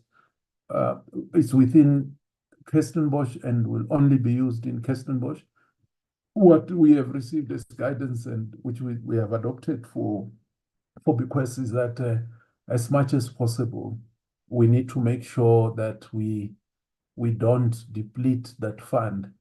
On a regular basis, we'll also have an obligation to respond to National Treasury on keeping the bequests, but also to demonstrate that there are programs and projects within the context of what that money was donated for that can be pointed to and be able to be accounted for appropriately. So there's no areas of mismanagement in those areas because they are also subjected to the overall audit anyway. The other issue is the issue of building with climate in mind. Of course, Honorable Member, you're correct that the extreme events, not only in the Western Cape, but in all other gardens that are being projected would require us to, for anything new that comes in, would have to build with that in mind. Secondly, for areas like in Harold Potter, in Betty's Bay, in that garden there, National Botanical Garden, there was a picture that was shown there where through the previous fires, we'd lost some of the things, including some boardwalks and even with flooding extremes, certain things were affected in terms of infrastructure in one form or another. When we build back, we use that concept that is called build back better. That's why the picture on Kirstenbosch on the recent boardwalk was we used composite material for that matter, as compared to wood may withstand certain things, but also other aspects associated with the resilience. It's what we look for. I just want to go back to the matter of the funding model that we are working on currently, and we're hopeful that we'll have some breakthroughs. That's only a hope, but with the support from the department and National Treasury also looking at all these matters. Earlier on, I think it was Honorable Bilankulu who indicated the infrastructure needs. Kirstenbosch would need, as per the presentation and in some areas that we have indicated, in the next 3 years, a lot more that is put in for infrastructure upgrades and also infrastructure development. I want to highlight this one important fact, which may be my last point, is that sometimes when people look at Kirstenbosch, they only look at the landscaped area and nurseries and not look at the Kirstenbosch in its entirety. As Chris indicated, or Mr. Willis earlier, Kirstenbosch carries the whole number of areas, inclusive of even the bigger chunk of our science division, the herbarium, which is the second biggest herbarium within our portfolio of the 3, and also the finance team in the main, and even other support services related infrastructure that may not necessarily be directly day-to-day involved in the operations of the core garden areas where people go to. In that case, when we calculate what do we invest in Kirstenbosch, we also look at that broader than just only the garden. There is a very strong case, which is what we bought into and which is understandable, for anything that we need to get and every effort that we need to make, we need to put more money into infrastructure maintenance and infrastructure development, infrastructure enhancement, modernization of Kirstenbosch, and keep it at the highest level possible.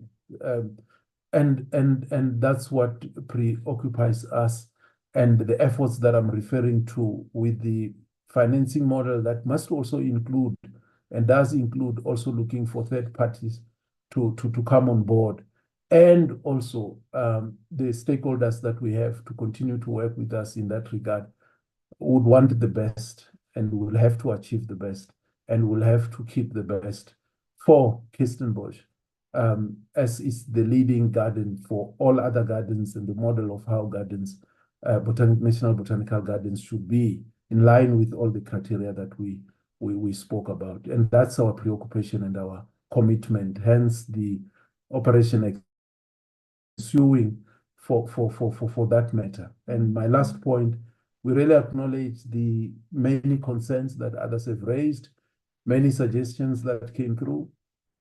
We took that with great heart, and progressively so. I would leave it here for now, Chair. Honorable Chair. Thank you very much, Mr. Willis. Rikoribu wavo musamachidulo vomujezi dzifinduro dzevarifadzone for now and the commitment that you made. Let me check with the honorable members if there are still some members who feels that they need to make follow-ups.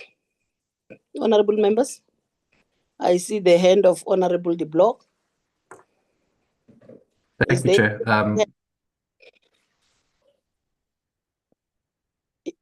You may other members. Honorable, Okay. Yes. Thank you, Chair. Or acting Chair, I should say. I appreciate the responses. Most of my questions were answered. I had a few specific questions about particular pieces of equipment and machinery within the different units that I would appreciate perhaps written answers on. I'm sure they can get those specifics from the recording, as this is live on YouTube. I also asked a specific question about the ring-fenced conservation account that was inexplicably drained, and the allegations about that, and the request for clarity on how that money was diverted away from a ring-fenced account. Perhaps I could also request that that is answered in writing, Chair, if that's okay with you. Thank you. Thank you very much, Honorable De Block. You can also write to them.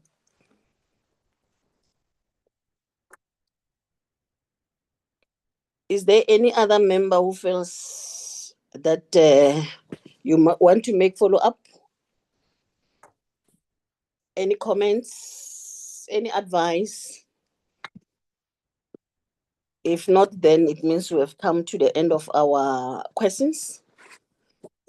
Thank you very much, SANBI. You are now released. Thank you, Honorable Chair. I see the hand. I can't see its portfolio committee. It's me, Chair. I was going to remind you that SANBI can submit those written responses on the 1st of September as the deadline. The 1st of September, ne? Yes. I nipfumela kuxibeleti ndleveni wo zwipfa musi. How can they submit on my birthday? Oh my God. You want to be celebrated also by SANBI. It's submissions and the cake. They will be busy with the and the cake. Somebody will bring a cake for that. No, thank you very much, and thank you for reminding us or giving us that, conscientizing us about the date. We're now proceeding. SANBI, are you leaving? Then we remain as the portfolio committee. Thank you very much, Chair. Thank you, Chair. Acting Chair, it's Singh. May I also be excused? Oh yes, bye, Bomgezi, Tata, Mr. Williams. Thank you to all of you for your questions, and thank you to SANBI as well. Thank you. Bye. Thank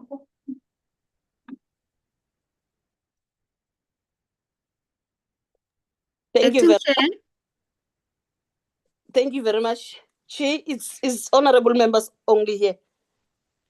There are still people, Chair, in the platform. Okay. I think they Tileka- forgot. They forgot to log out. Stop. Yes. Can you assist them to leave the meeting? You just remove Okay, we're one gonna. by one.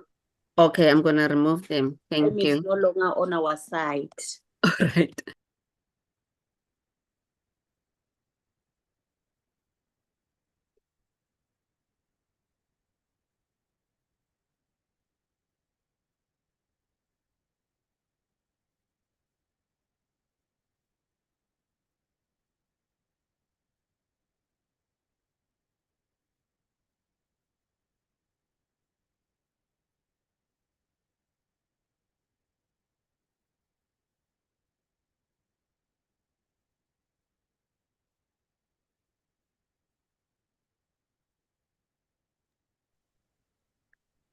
I'm done, honorable members.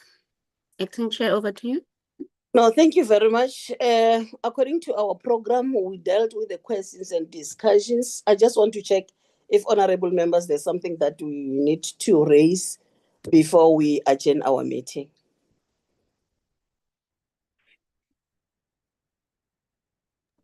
If nothing, From me, there's nothing, Chair. We just wanna just get a break and prepare for the next meeting. no, thank you very much. Chileka, is there any announcement? Yes, Acting Chair, tomorrow we have a joint meeting with the PC on police. I will send the link this afternoon. Thank you ma'am. very much. Honorable members, we've come to the end of our meeting. Let's call it a day. I heard some, they want to prepare themselves for the next meeting, so let's do so. We're at work, whether cold, hot, or whatever. Thank you very much. Thanks, Acting Chair. Thanks, Acting Chair. Bye. Thank you. Bye. Bye.